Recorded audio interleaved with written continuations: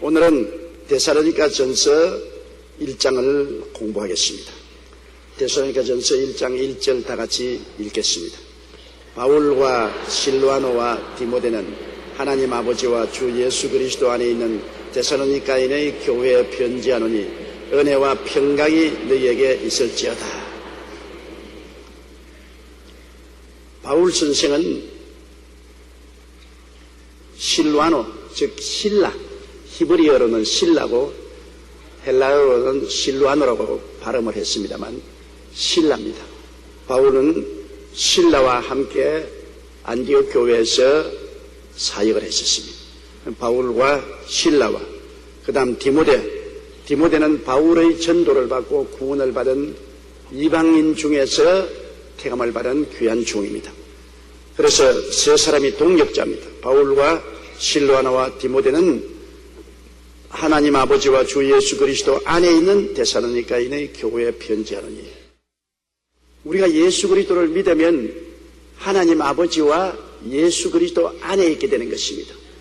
우리는 언제나 인간이기 때문에 이 물체적인 육체 속에 있으므로 시간과 공간의 제한을 받습니다. 저는 여의도 순복음교회에 서 있으면서 동시에 일본 동경 순복음교회 강단에 서 있을 수는 없습니다. 시간적인 제한, 공간적인 제한이 되기 때문에 인간은 시간과 공간의 제한을 벗을 수 없지만은 하나님은 영원하신 하나님이기 때문에 시간에 관계없습니다. 과거도 현재도 미래도 하나님은 항상 현재인 것입니다.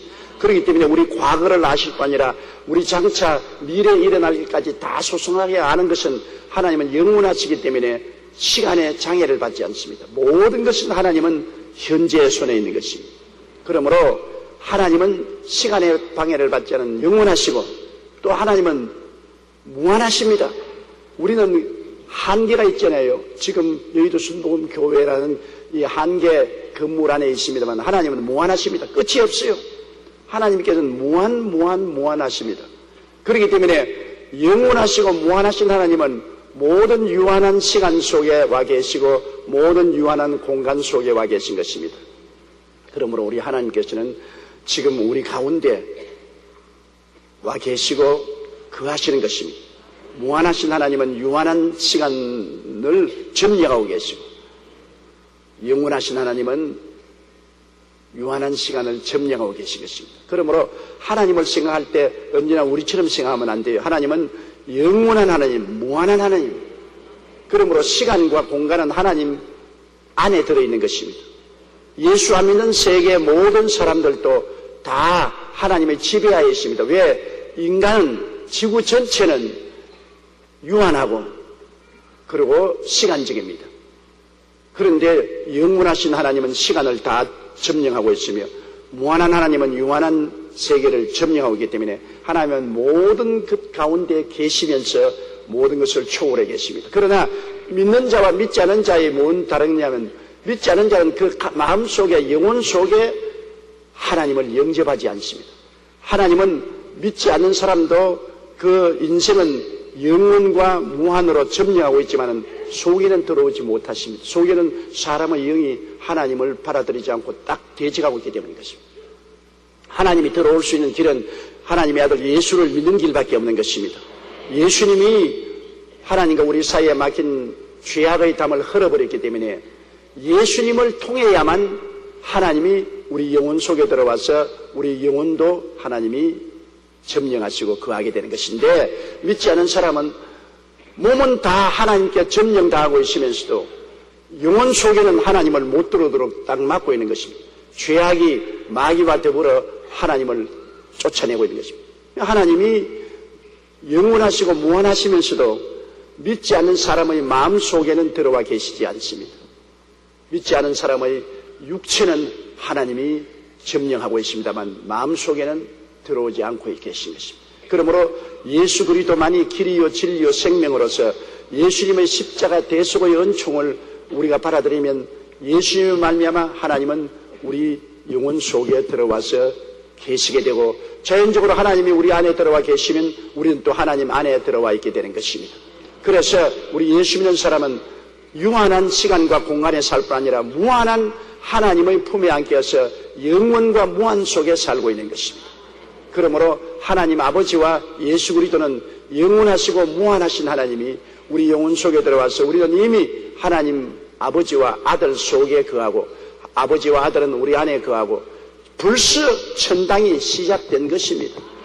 천국이 장차올 것으로 생각만 하지 마십시오. 아버지와 아들이 계신 곳이 천국인 것입니다.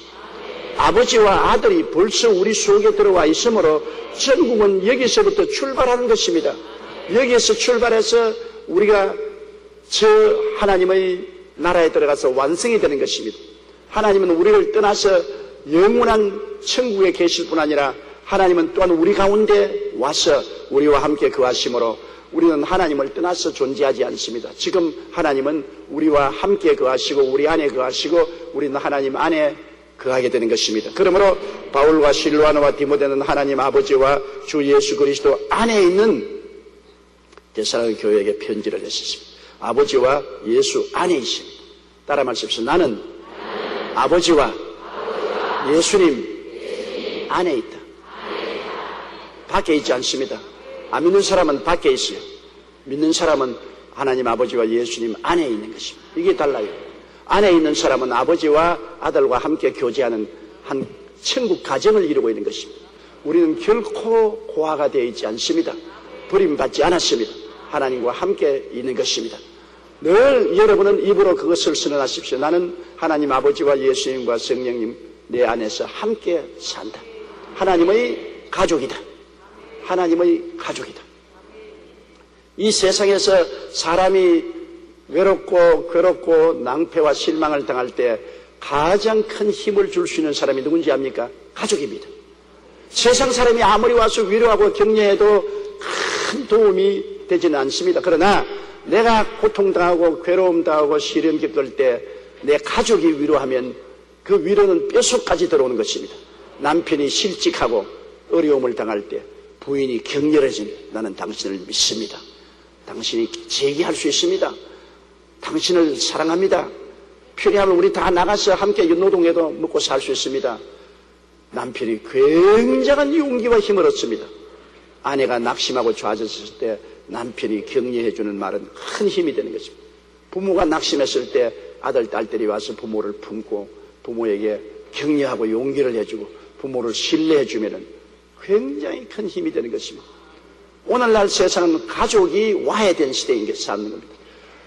형식적인 의식적인 가정만 있고 남편은 남편대로 아내는 아내대로 자식은 자식대로 다 뿔뿔이 헤어졌습니다. 가정이 아니고 기숙사입니다. 기숙사에 남편 기숙사, 아내 기숙사, 아들, 딸 기숙사. 교통이 없고 교제가 없습니다. 그러므로 서로 다 마음이 황폐되어 있습니다. 대화를 나누어서 위로와 격려가 있어야 되는데 대화도 없고 위로와 격려도 없고 살벌한 분위기 가운데 돈, 경제, 성공, 쾌락 이런 것만 추구합니다. 그러므로 가정이 해체된 상태이기 때문에 사람들마다 마음이 황폐되어 있고 위로가 없습니다. 행복과 기쁨이 없습니다. 쉴 곳이 없어요. 하루 종일 돌아다니도 마음의 안식처가 없습니다. 사람은 가정이 마음의 안식처인데 하루 종일 돌아다니도 마음의 안식처가 없어요. 집에 들어가도 아무도 없죠.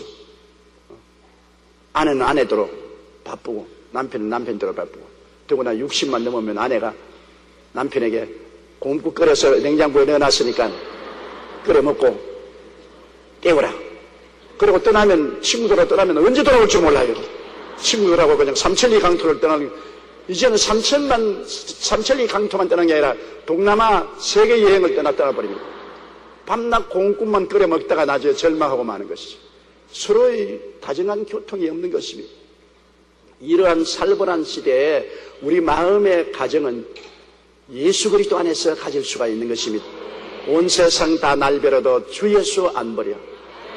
내 가족이 나를 인정하지 않고 무시합니다. 남편에게 소외당하고 아내에게 버림당하고 자식들에게 멸시당한다고 하더라도 안 버리는 영원한 마음의 가정이 있습니다. 거기에는 내 아버지가 계시고 나의 구주 예수님이 계시고 나의 위로자 성령이 계시는 마음의 가정이 있기 때문에 우리는 세상의 가정의 위로를 받지 못하더라도 마음의 가정의 위로를 받기 때문에 이 위로로서 능히 이 인생을 극복하고 일어날 수가 있는 것입니다. 마음의 위로가 없으면 극복을 못합니다. 어려운 일을 당하면 고통 속에서 끄꾸러지는데 우리는 마음의 위로가 있습니다. 울면서 상처를 입었음에도 불구하고 마음속에 하나님 아버지와 예수 그리스도로 말미암아 성령이 갖다주는 위로가 너무나 큽니다. 하나님이 구만리 장처는 멀리 계시면 찾아가기가 어렵지만 하나님이 바로 우리 안에 계시고 예수님이 우리 안에 계시고 성령이 우리 안에 계시고 우리가 하나님 안에 계시고 한 가정으로 같이 있으니까 언제나 우리는 하나님 앞에 예수 이름으로 기도하고 성령의 큰 위로를 받을 수가 있고 하나님의 천사들의 도움을 받을 수가 있는 것입니다.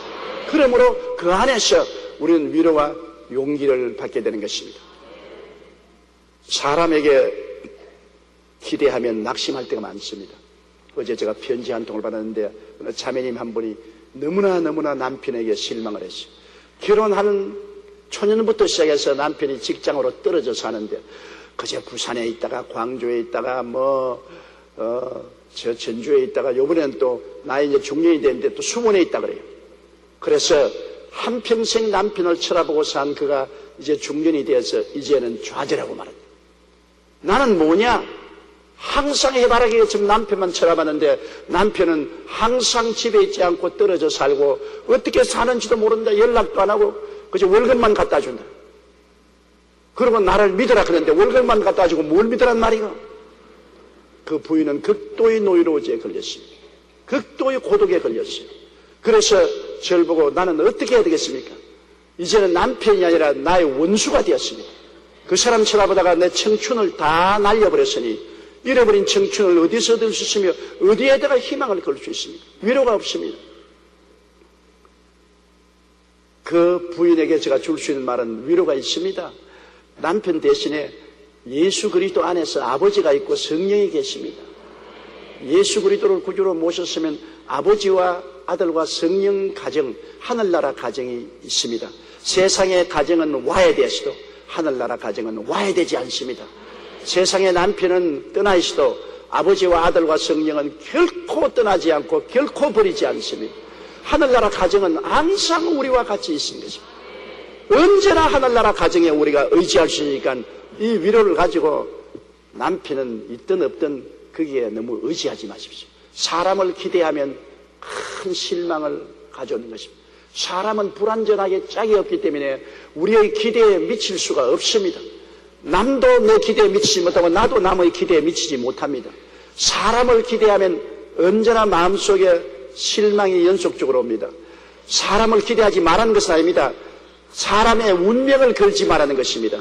운명은 하나님 아버지와 예수님과 성령 하늘나라 가정에 운명을 걸어놓아야 되는 것입니다. 하늘나라 가정이 있는 우리들은 세상 가정에 우리의 운명을 걸지 않습니다. 하늘나라 가정에 운명을 걸고 우리는 세상 가정에 내가 기여하면서 살아가게 되는 것입니다. 그러므로 이 얼마나 놀라운 인사 편지입니까? 바울과 실라노와 디모데는 하나님 아버지와 주 예수 그리스도 안에 있는 데살로니가 교회에게 편지하노니 은혜와 평강이 너희에게 있을지어다. 하나님이 우리와 같이 계신 하늘나라 가정에는 은혜와 평안이 언제나 있는 것입니다. 은혜란 무엇입니까? 은혜라는 것은 값없이 주는 선물을 말하는 것입니다. 하나님의 은혜를 생각해야 돼요. 하나님의 은혜, 일반적인 은혜는 여러분 못 깨달아 그렇지 태양, 햇빛이 비치는 것 공짜입니다. 하나님의 은혜입니다. 365일 동안 여러분 햇빛을 고맙게 느껴본 적 있습니까? 햇빛이 이렇게 비추어서 우리를 살려주셨는데요. 햇빛이 없으면 모든 것은 다 죽어버립니다. 우리가 먹는 음식은 전부 다 햇빛을 받아서 우리 이 식물들이 탄소 동화작용을 해서 열매를 맺지 않습니까? 식물들은 전부 다 그 잎사귀가 음식 맺는 공장입니다. 식물들, 동물들도 그 풀을 먹고서 동물이 되고 모두 다 결국에는 햇빛을 먹고 삽니다. 햇빛이 초목을 통해서 양식을 만들어내고 또 동물들은 초목을 먹고 육체를 기르고 우리는 혹은 열매를 먹고 혹은 고기를 먹는데 이게 모두 다 간접적으로 햇빛을 먹는 것입니다. 우리는 햇빛을 받아 살고 햇빛을 먹고 살면서 고맙다는 말 안 하잖아요. 하나님의 은혜를 너무나 무관심하잖아요. 햇빛이 비치지 않으면 죽는데. 그러므로 우리가 얼마나 하나님의 은혜에 등한히 하고 있다는 것을 알아야 돼요. 이것 공짜로 주는 은혜지요. 공기, 숨 쉬는 것 감사해 본 적이 있어요, 여러분? 지금도 숨 안 쉬면 못 살잖아요. 4분만 안 쉬면 죽어요. 호흡을 4분만 안 하면 죽어요. 그런데 이 공기를 하나님이 선물로 주시지 않았어요. 얼마나 사람들이 공장 꿀뚝으로 공기를 오염시키고 화학약품으로 공기를 오염시키고 자동차 가스로 공기를 오염시키고 하나님이 공짜로 주시는 공기를 이렇게 오염시켜도 하나님은 공기를 정화시켜 주잖아요. 하나님은 바다의 파도를 통해서 바닷물을 통해서 이 나무들을 통해서 공기를 자꾸 정화시키는 것입니다. 그러므로 이 공기가 얼마나 우리 삶에 귀중한데 이것도 하나님이 공짜로 주시는데 우리가 고맙고 감사해야 될 것인데 감사하지 않잖아요. 그 다음 우리가 살고 있는 땅 여러분이 만들어서 살아요. 땅도 하나님이 공짜로 줬어요. 하나님이 준 땅을 사람들이 땅 따먹기를 하고 싸우지요. 그러나 이것은 인간들이 땅 따먹기 하는 것이 땅은 하나님이 우리에게 공짜로 주신 것입니다. 이 땅을 우리가 서 있는 대지를 우리가 감사한 적이 있나요? 우리 감사하지 않고 살잖아요. 또 직접적으로 자연적인 은혜 속에서 보면은 우리 부모님께 감사해야 되잖아요. 사람들은 자꾸 우리 부모님이 나에게 뭘 해줬노? 자꾸 해줬노 생각합니다. 뭘 공부를 많이 시켰나? 재산을 뭘 상속을 해줬나? 그런 것 다 제껴놓고 부모님이 우리를 낳아서 길러준 것을 생각해 보십시오. 공짜로. 내가 돈 주고 고용해서 부모가 낳았나요? 부모님이 나를 공짜로 낳아서 길러주었습니다. 더구나 여성은 아기를 낳으면 아기가 자기 노릇할 때까지 인생을 다 아기에게 헌납해버린 것입니다. 매일 젖 먹여야죠. 대소변 발아내야죠. 늘 칭얼거리는 것 돌봐야죠. 감기 걸리면 또 끌어안고 또 병원에 가야죠. 늘 업고 안고 있어야죠. 폭군이에요. 어린아이는 폭군. 어머니에 대한 폭군이요. 아무리 폭군을 해도 어머니는 어찌할 수 없이 어린아이의 노예가 되어서 키우는 것입니다. 그 얼마나 큰 은혜입니까? 그 부모의 은혜. 안 그런 부모도 가끔 있지만은, 그러나 가끔 있는 것을 가지고 부모는 다 못됐다 그렇게 하면 안 되잖아요. 몇 가지 잘못을 보고 전체를 호도하면 안 돼요. 부모님이 뭘 조금 잘못해줬다고 해서 그걸 가지고서 과평가하면 안 돼요. 부모님이 낳아서 길러준 것만 해도 어마어마한 은혜 아닌 것입니다. 그러므로 우리가 이 세상에 감사할 것 없다 생각하는 사람은 바보 천체예요. 하나님의 은혜가 얼마나 큰지 은혜를 생각하면 늘 감사를 많이 해야 돼요. 우리 바울 선생은 어느 편지에도 서두에 감사로 나왔습니다. 우리가 기도할 때 먼저 하나님께 감사로 나와야 되는 것입니다.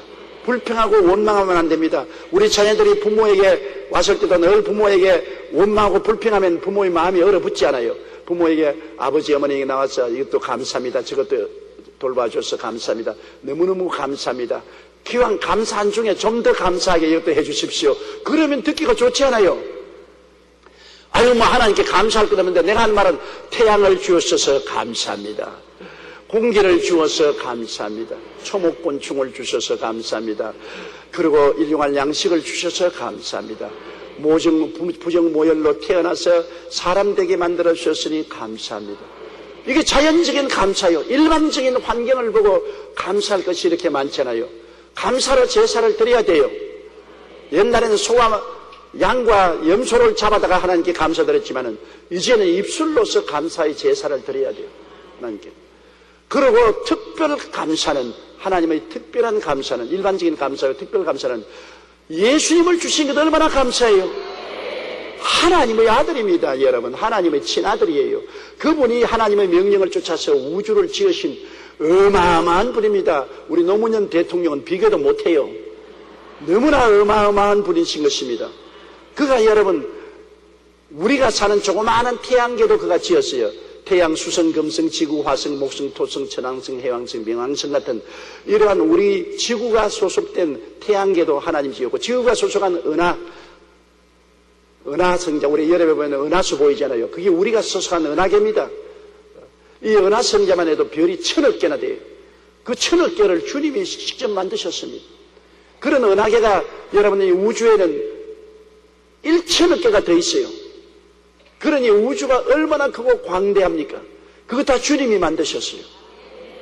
그거 다 질서정연하게 서로 안 부딪히고 운행되는 것 주님이 하셨어요. 그 주님이 사람으로 오셨다고요. 하나님이 세상을 이처럼 사랑하사 우리를 너무나 사랑해서 구원하려고 이 창조주 예수님을 그 비좁은 어머니 뱃속에 집어넣어 가지고서 그 속에서 사람의 대표가 되기 위해서는 사람으로 태어나야 되니까 인류 공동체의 머리가 되어서 인류를 대신해서 책임지기 위해서는 사람으로 태어나게 되기 때문에 마리아의 좁은 뱃속에서 잉태되시고 그 하나님이 연약한 여인의 품에 안겨서 젖꼭지 물고서 자라났다. 그래서 그런 인류 공동체의 머리가 되셔서 인류의 모든 잘못을 대신 짊어지고 십자가의 제물로 올라가서 형벌을 받아 몸짓고 피 흘려 고통당함으로 청산했다.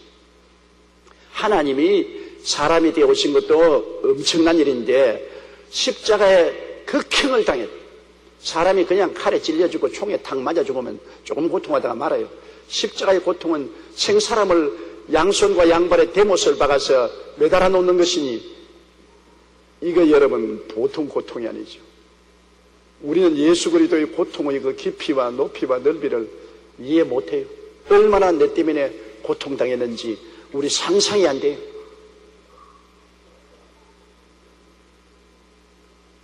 주님이 당한 고통을 우리가 조금이라도 알면 우리는 너무나 감격하고 감사할 것입니다. 그렇게 고통을 통해서 여러분 우리에게 베푼 은혜가 뭡니까? 죄의 짓고 불의하고 추악하고 버림받아야 마땅한 우리에게 용서와 의로움을 주신 것입니다. 누더기 죄악의 옷을 입고 하나님 앞에 설 수 없는 우리를 십자가 밑에서 누더기 다 벗겨버리고 예수님의 피로 씻어서 의롭게 주님이 만드신 의로운 옷으로 바꾸어 입힌 것입니다. 우리 다 예수 믿으면 누더기 옷 벗어버리고 주님이 지은 의로운 옷을 입게 되는 것입니다. 그러므로 나홀나폴한 예수 그리스도의 의로운 옷을 입었으니까 아버지 앞에 설 수 있죠. 누더기 옷 입고는 못 서지요. 전부 영적으로 누더기들을 벗겨서 예수 그리스도의 의로운 옷으로 바꾸어 입어주었으니 이 은혜가 아니고 뭡니까? 누더기 옷을 좋은 옷으로 우리가 만들어서 입은 건 아니지 않습니까? 예수님의 십자가 고통으로 짜서 입힌 의로운 옷을 값없이 여러분 받아서 입었습니다. 여러분이 나중에 다 천당 갈 때 보세요. 여러분이 흰 영광의 옷을 입고 있는 것을 보게 될 것입니다. 예수님이 십자가에서 입혀주신 옷인 것입니다. 공짜로요. 공짜로. 그리고 예수 그리스도를 통해서 세상과 마귀 다 떨어져 나가고 우리를 거룩하고 성령 충만하게 만들었습니다. 성령이 어떻게 우리 집에 옵니까? 여러분 우리 세상으로 말하면 우리 인생이 판잣집보다도 더 못하고 빈대벼룩이 와글와글 한 것에 여러분 그런 판잣집에다가 대통령을 모신다고 생각하십시오. 빈대벼룩이 와글와글하고 아주 더럽고 추잡한 판잣집에 대통령을 모실 수가 있겠습니까? 못 모시지요. 세상 대통령도 그런 데는 못 모십니다. 그런데 빈대벼룩이 와글거리고 추하고 누추한 곳에 하나님의 아들이 우리에게 오셨어요. 오셔서 우리 대신해서 빈대벼룩 다 잡고 주님 청산해 주시고 주의 보혈로 깨끗하게 했기 때문에 성령이 들어오시게 된 것입니다. 성령이 보통 때 들어오나요? 거룩한 영이 보통 때는 아무도 들어오지 못합니다. 구약 시대에는 여러분 특별히 하나님의 선별한 사람 외에는 성령이 임하시지 않았었습니다. 그런데 오늘날은 예수만 믿으면 보혈로 말미암아 성령이 오셔서 성령이 우리를 인도하여 주시는 것입니다. 우리가 하나님을 사랑하고 성령의 인도를 받기를 원하면 성령은 매일매일 같이 우리를 인도합니다. 요 사이는 한국에 아직 많이 유행 안 됐지만 미국이나 일본은 많이 유행되어 있고 우리 한국에도 이제 유행이 됐죠. 자동차 차면 내비게이터 합니까? 자가용 차에 타면 서울 지도가 나와가지고 타면 앞으로 500m에 가서 오른쪽으로 돌아갔어요. 그 다음에는 200m 가고 왼쪽으로 돌아갔어요. 우리 목표를 내비게이터에 컴퓨터로 넣어놓으면 가는 곳마다 지도에 화살표가 나와서 500m는 왼쪽으로 갔어요. 200m는 오른쪽으로 갔어요. 앞으로 직진하세요. 꼭 내비게이터가 인도를 합니다. 그런데 우리가 내비게이터 인도를 안 따르고 지 마음대로 가면 이제부터 안내를 중지합니다. 그렇게 말합니다. 내비게이터가 화를 내가지고서 내비게이터가 시키는 대로 가면은 오른쪽으로 갔어요. 왼쪽으로 갔어요. 말하는데 사람들이 내 벽에 있다 시킨다는 거 다른 데로 돌아가 보세요. 꼭 내 벽에 있다 그렇게 말합니다. 이제부터 안내를 중지합니다. 우리가 하나님의 성령의 인도를 받으면 성령께서 늘 인도하는데 내 중심으로 내 고집대로 가면은 성령이 이제부터 안내를 중지한다. 이제는 하나님 성령 없이 내 마음대로 가다가 그냥 깊은 수렁에 빠지게 되는 것입니다. 하나님의 성령은 우리 속에 오셔서 우리에게 언제나 인도하시고 우리를 보호해 주시는 역할을 하는 것입니다. 그러므로 고아가 안 되죠. 성령은 우리에게 와서 인도하시고 보호하시는 영으로 역사하는 것입니다. 이것도 공짜로 성령이 와 계세요. 우리를 고아와 같이 버려주지 않고 영원토록 우리와 같이 계신 것. 이 선물을 공짜로 주시니 성령은 은혜의 영입니다. 따라 말씀, 은혜의 영이 제게 있습니다. 예수님을 믿을 때 하나님이 공짜로 성령을 보내주신 것입니다. 그 다음에 여러분 병 고침 보십시오. 예수님이 우리 연약한 것을 친히 담당하시고 병을 짊어지셨다. 예수님이 우리 병 대신 십자가에 걸머지심으로 병의 문제는 2000년 전에 해결되어 버린 문제입니다. 병은 2000년 전에 이미 주님께서 청산해버린 것이요. 이미 문제 해결되어서 종결 처분당한 것입니다. 지금 병은 이거는 가짜입니다.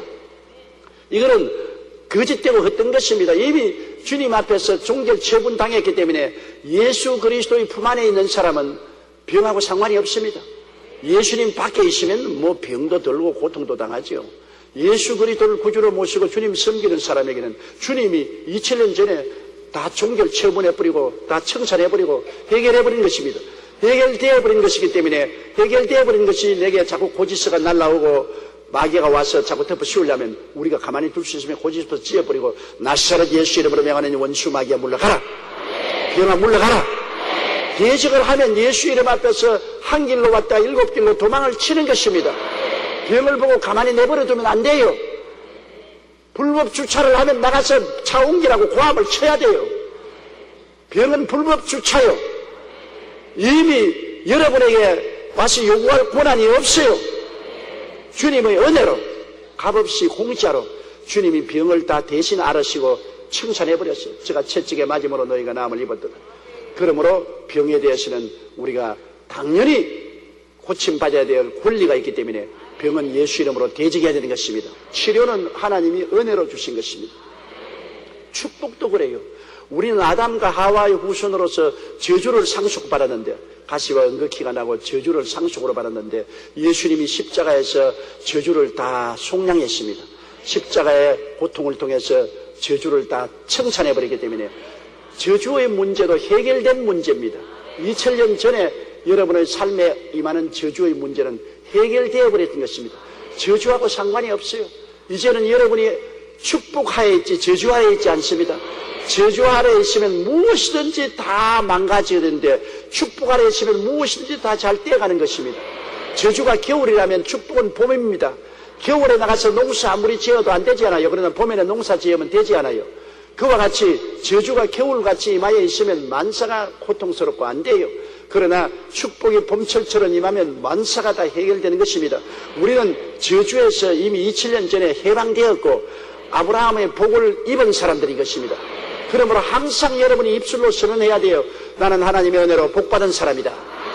따라 말씀해서 나는 하나님의 은혜로 2000년 전부터 복받은 사람이다. 입술로 선언해야 돼요, 여러분. 입술로 선언하는 것이 우리 복을 우리 가운데 풀어놓는 길인 것입니다. 나는 복받은 사람이다. 저주와 상관이 없다. 눈에는 아무 증거 안 보이고 귀에는 아무 소리 안 들리고 손에는 잡히는 것 없어도 나는 복받은 사람이다. 복받은 사람이기 때문에 덜에 가도 덜이 복을 받고 집에 들어오면 집이 복을 받고 떡반죽 그릇을 만지면 떡반죽 그릇이 복을 받는다. 내가 복인이기 때문에 우리 집에도 복이 임하고 내가 하는 일에도 복이 임한다. 자기가 복을 받은 그리스도 안에서 은혜로 복을 받은 것입니다. 내가 잘나서 받은 건 아니에요. 하나님이 값없이 선물로 그리스도를 통해서 복을 주신 것입니다. 은혜죠. 그 다음 가장 큰 은혜가 천당의 은혜입니다. 천당 우리가 값 주고 샀나요? 우리가 그리스도와 함께 부활해서 천국에 앉아 있습니다. 우리를 주님 부활시키고 영생 복락을 주시고 천국을 주신 것 은혜입니다. 값없이 주신 것이요. 그러므로 여러분은 육체는 여기 앉아 있지만 내용인즉 하나님이 그리스도 안에서 함께 일으키사 예수 그리스도 안에서 함께 하늘에 앉혀서 지금 하늘에 앉아 있는 것입니다. 여러분은 포지션이 그렇습니다. 그러니 일반적인 은혜는 자연적인 은혜, 해와 달과 별과 공기와 물과 양식과 일반적인 은혜, 특수 은혜는 예수 그리스도 안에서 하나님의 은혜를 주셨습니다. 이 은혜를 우리가 깨닫고 깨달아야 돼요. 모르면 면장도 못하지 않아요. 이 은혜를 먼저 깨달아야 돼요. 설교를 듣고 깨닫고 깨달았으면 마음속에 받아들이고 마음속에 받아들였으면 이것이 내 끝이라는 것을 믿고 기도드리고 그 다음 입술로 시인해야 돼요. 따라 말씀. 나는 용서받은 의인이 되었습니다. 나는 거룩하고 성령이 와서 계십니다. 나는 건강하고 치료받은 사람입니다. 나는 저주에서 해방 얻고 아브라함의 복을 받은 사람입니다. 나는 그리스도 안에서 부활 영생 천국을 얻었습니다. 이래서 은혜를 깨달아 알고 마음속에 받아들이고 믿음으로 기도하고 입술로 시인하면 은혜가 내게 오면 내 마음이 하나님의 영광으로 충만해지는 것입니다. 은혜는 영광을 가져와요. 마음에 영광이 오면은 염려, 근심, 걱정이 다 사라지고 은혜의 결과로 마음이 편안해지는 것입니다. 이 세상에 여러분 축복 중에 가장 큰 축복이 편안입니다. 마음이 불안하고 초조하고 좌절하고 절망했으면 행복이 어디 있습니까? 아무리 좋은 집에 있어도 평안이 없으면 그 집은 소용없어요. 아무리 좋은 옷을 입어도 평안이 없으면 옷이 아무 효과가 없습니다. 아무리 좋은 음식을 먹어도 평안이 없으면 모래를 씹는 것과 한 가지인 것입니다. 평안이 우리의 행복의 가장 기초인 것입니다. 하나님께 평안이 있는 것을 감사해 줬는데 우리가 은혜를 받고 감사하면 평안이 다가오는 것입니다. 은혜를 받고 하나님의 영광을 체험하고 평안이 오면은 마음이 부드러워지죠. 은혜를 받으면 사람의 마음이 완악하고 표독한 마음이 사라집니다. 예수 믿고 난 다음 아주 완악한 사람이 부드러운 사람이 되고 편한 사람이 되는 이유가 은혜를 받았기 때문에 그런 것입니다. 은혜를 받으면 마음도 변화되고 몸도 변화됩니다. 사람이 교회에 나온다면서 마음도 뻣뻣하고 몸도 뻣뻣하고 생활도 뻣뻣하고 굳어지면 그거는 은혜 못 받았습니다. 말로만 은혜 받았다고 하지 거짓말입니다. 은혜는 사람을 부드럽게 변화시키는 것입니다. 옛날에 텔레비전에 여자와 커피는 부드러워야 좋다고 그랬지 않았습니까? 여자만 부드러워서 좋은 것인데 남자도 부드러운 사람이 좋아요. 남자도 부드럽고 여자도 부드러운 사람이 좋아요. 은혜가 오면 부드럽게 만든다고요. 은혜가 와야 돼요. 북한이 변화되려면 성령의 은혜를 받아서 김정일부터 부드러워져야 돼요. 자꾸 원자탄으로 협박하지 말고 부드러워져야 돼요. 모든 사람이 그리스도 안에서 은혜를 받으면 다른 사람을 이해하고 동정하고 사랑하고 수용할 수 있도록 마음이 부드러워지고 몸과 생활이 부드러워지는 것입니다. 그러므로 여기 바울 선생과 실로아나 디모데는 데살로니가 교회에게 편지할 때 은혜와 평강이 너희에게 있으라 그랬습니다. 하나님의 은혜를 받으면 평강이 오는 것입니다. 그것은 뭐냐면 하나님이 은혜를 공짜로 주었으니까 그걸 깨달아 알아라. 그리고 마음속에 받아들여라. 믿고 구하라. 그리고 입으로 시인하라는 말인 것입니다. 하나님은 은혜가 아무리 와 있어도 와 있는 줄을 은혜가 무언지 깨닫지 못하고 받아들이지 못하고 믿지 못하고 기도하고 입으로 시인하지 못하면 은혜가 와 있어도 효과가 없지 않아요. 비가 아무리 쏟아져도 장독간에 뚜껑 덮어놓으면 소용이 없어요. 아무 소용이 없어요. 내 입을 넓게 열라 내가 채우리라. 보세요. 주님은 채우려고 와 있는데 입을 딱 다물고 있으니까 못 채우잖아요. 그러니까 입을 열어야 은혜로 채워주지 않아요. 하나님의 은혜는 이곳에 와 있어요.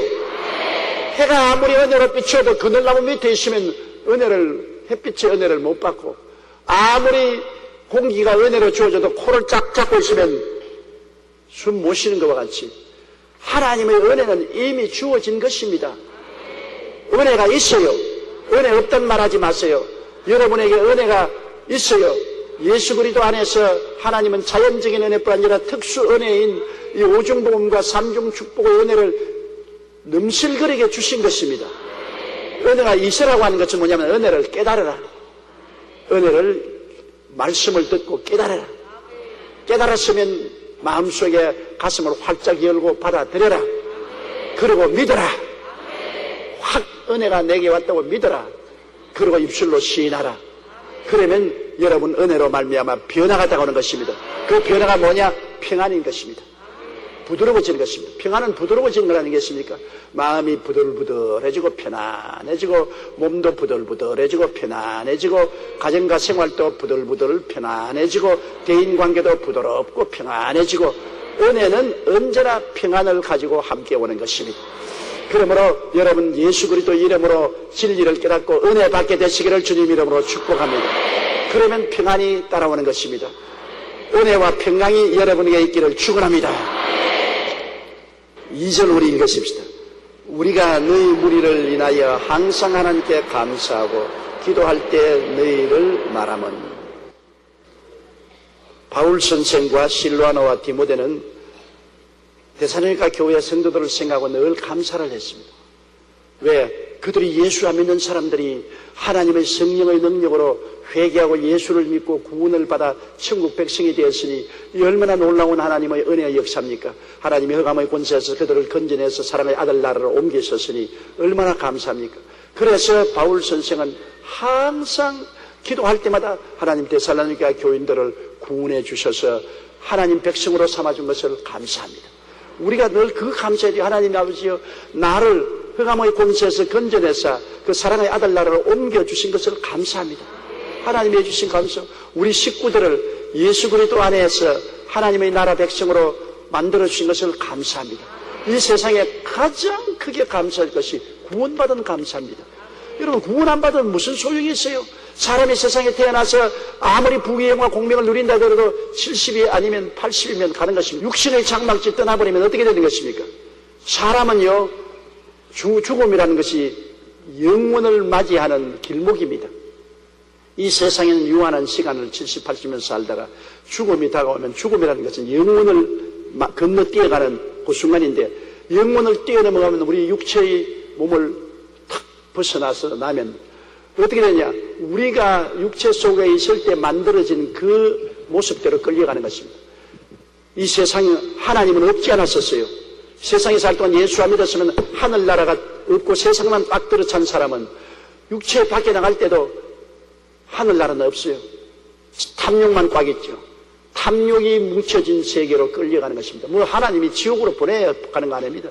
하늘나라가 가슴속에 없었으니까, 세상만 꽉 들어찼으니까 세상에 가는 길은 지옥 아닙니까? 지옥은 어떤 것입니까? 세상에 있는 것 다 그곳에 있어요. 염려, 근심, 불안, 초조, 절망, 고통, 괴로움, 미움, 시기, 분노, 질투 다 있어요.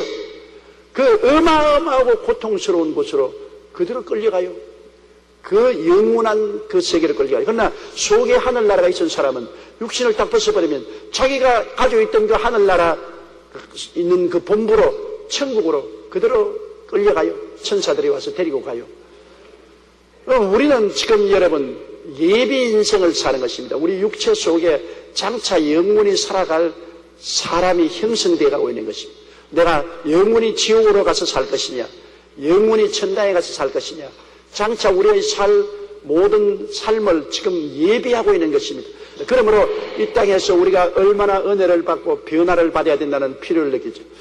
그러므로 구원받은 것 감사해야 돼요. 이 세상에 구원 못 받으면 원천하를 다 얻고도 아무 소용없어요. 세상의 행복과 기쁨이란 찰나입니다. 찰싹 지나가 버리면 많은 것입니다. 그러나 천국은 영원한 곳이 아닙니까?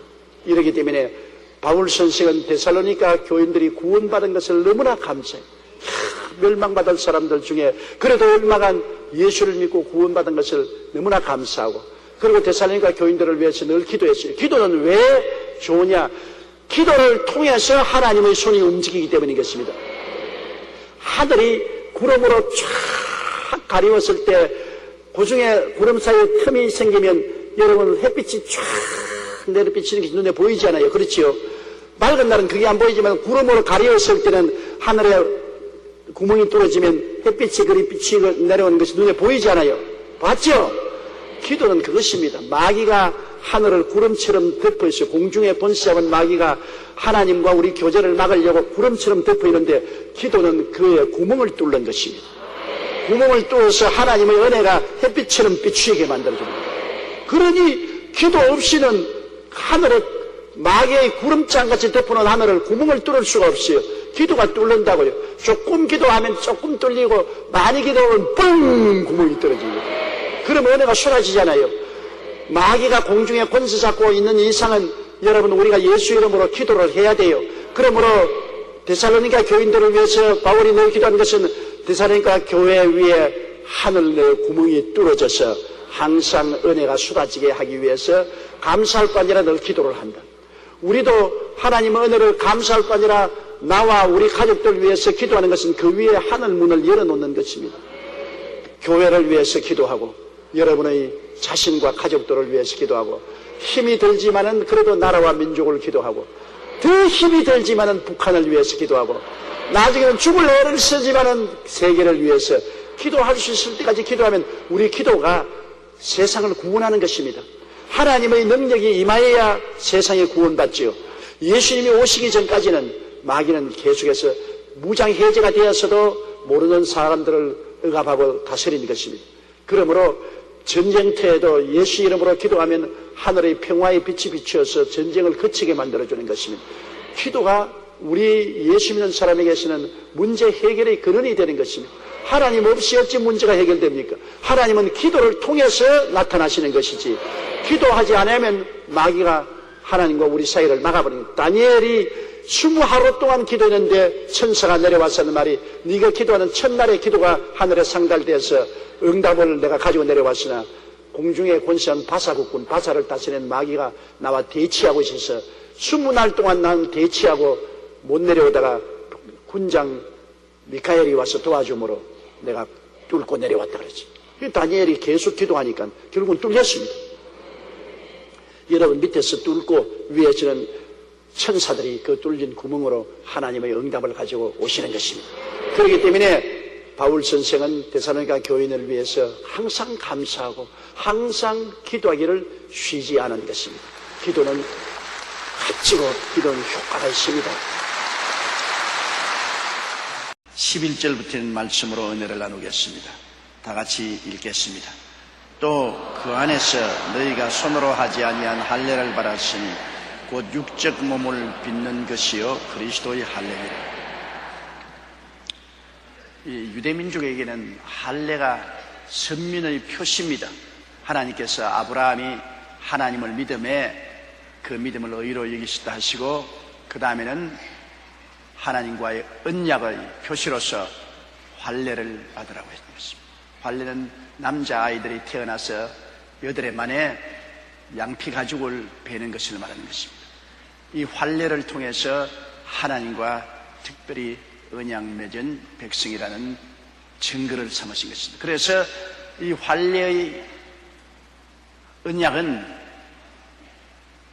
이스라엘의 역사 속에 계속됩니다.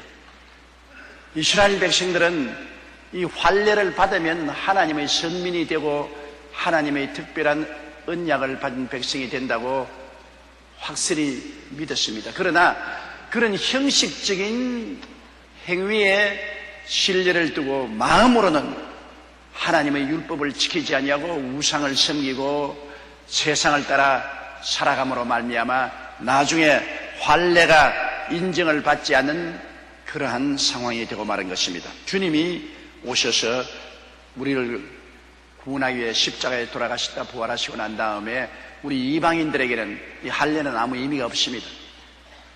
우리의 언약은 예수 그리스도를 믿음으로 말미암아 성령으로 인치심을 받는 것이 우리 언약이죠. 할례가 우리에게는 아무 의미가 없습니다. 유대인들에게는 예수님 오시기 전에 아브라함의 자손으로서 언약 맺은 표시로서 할례를 받았습니다만 이제는 우리에게는 아무 의미가 없습니다. 할례는 유대인들만 받는 것이 아닙니다. 이슬람 교도들도 할례를 행하고 있는 것입니다. 육체에 칼로서 벤 표적을 가진다고 해서 그것이 우리의 영혼 속에 무슨 변화를 가져오겠습니까?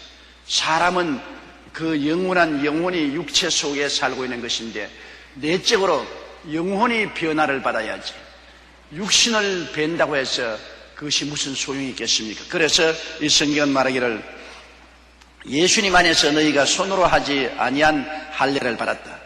곧 육신의 몸을 벗는 것이 아니요 그리스도의 할례라. 육신의 칼자국을 남겨놓은 그러한 언약이 아니라 예수 그리스도 안에서 온 인생이 달라지는 것을 말하는 것입니다. 양피 가죽 하나 비는 것이 아니라 온 육신의 정욕, 안목의 정욕, 일생 자랑으로 부패한 옛사람을 벗어버리는 것이 우리 예수 믿는 사람의 진짜 할례인 것입니다. 우리 예수 믿는 사람의 할례란 성령으로 말미암아 옛사람을 벗어버리고 새 사람으로 완전히 거듭나는 것이 진실한 할례라고 성경은 말하고 있는 것입니다. 그런데 초대교회 때는 이 할례 문제로 굉장히 고통이 많았습니다. 유대민족들이 예수 그리스도의 복음을 듣고 구원을 받고 난 다음에도 할례를 받아야 구원을 받는다, 그렇게 주장을 했습니다.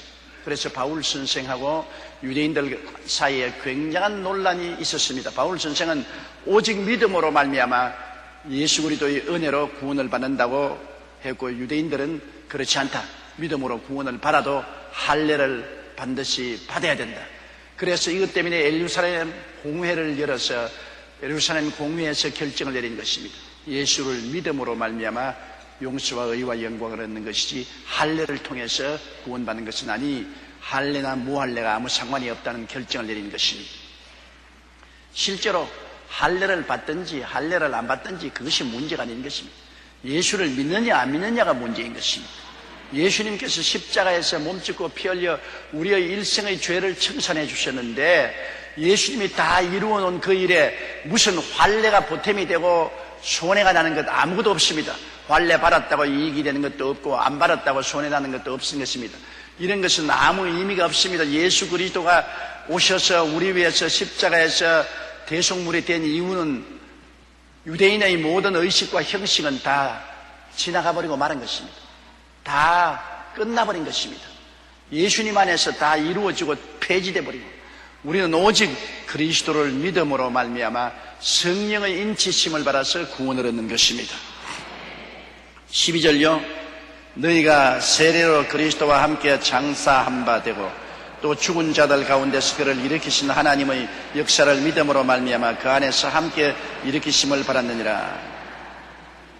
우리가 세례받지 않아요. 세례받는 것도 세례 그 자체에 구원이 있는 것은 아닙니다. 세례는 우리 속에 일어난 영적인 큰 변화를 육신적으로 보여주는 것입니다.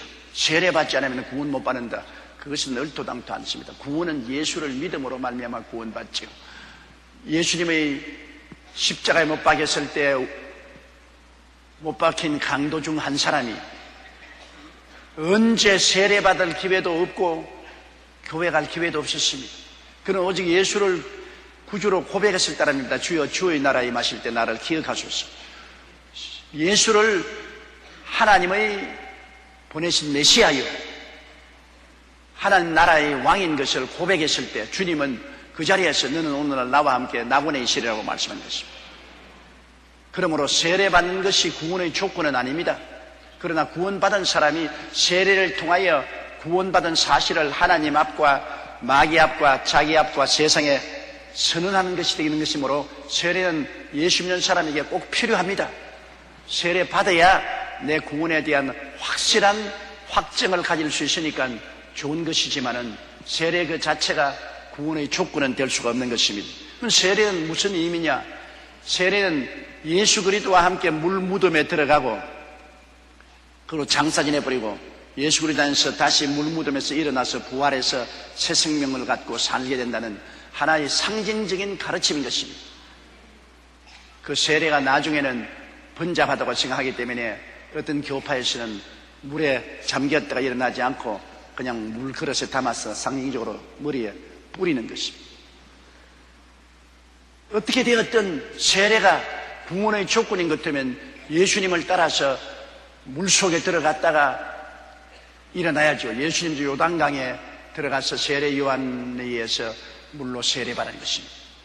그러나 요사이 이 그리스도를 따라서 물에 잠기는 침례 세례를 받는 사람도 있고 또 물로서 이마에 뿌리는 이런 약식 세례를 받는 사람도 있습니다. 세례 그 자체가 구원은 아닌 것입니다. 세례는 상징적인 의미가 있다는 것을 알아야 되는 것입니다. 그 상징은 굉장히 깊은 의미인 것입니다. 우리가 예수 그리스도와 함께 죽었다는 것, 이것이 여러분 진실로 우리 예수 믿는 사람의 육적인 할례인 것입니다. 예수 그리스도를 믿는다는 것은 그 내용 의미는 예수 그리스도께서 우리와 함께 죽고 장사되고 그리스도와 함께 부활했다는 이 큰 영적인 의미를 가지고 있는 것입니다. 예수께서 하나님의 아들로서 이 세상에 사람의 몸을 쓰고 오신 것은 예수님이 사람과 하나 되었다는 것입니다. 영어로는 identification이라고 말하는데 사람과 하나가 되었다. 사람은 죄짓고 더럽고 병들고 저주받고 죽을 수밖에 없는 절망적인 존재입니다. 사람은 아담과 하와 이후에 그 자손들도 똑같은 모습의 사람이지만은 실상은 내용이 다릅니다. 아담과 하와 타락하기 전에 사람은 죽지 않은 사람이었는데 타락한 이후로는 사람들은 내용이 완전히 달라졌습니다. 죄로 말미암아 부정하고 부패하게 되어서 영적으로 죽었고 그들은 세상과 마귀의 종이 되었고 병들고 저주받고 영원히 멸망받을 이러한 절망적인 존재인 것입니다. 그러므로 예수님이 사람으로 태어난다는 것은 이 사람과 하나 되기 위해서 태어난 것입니다. 그렇기 때문에 인간 가족의 모든 짐을 대신 짊어질 수 있도록 하기 위해서 하나님의 아들 예수님이 사람으로 태어난 것입니다. 동정녀 마리아의 몸을 통해서 인간 가족으로 태어나셨습니다. 그러나 예수님은 죄 지은 적도 없고 아무 죄짐을 짊어지지 않았습니다. 죄도 없고 세상과 마귀의 종도 되지 아니하고 병도 들지 아니하고 저주도 받지 아니하고 멸망도 받지 않습니다.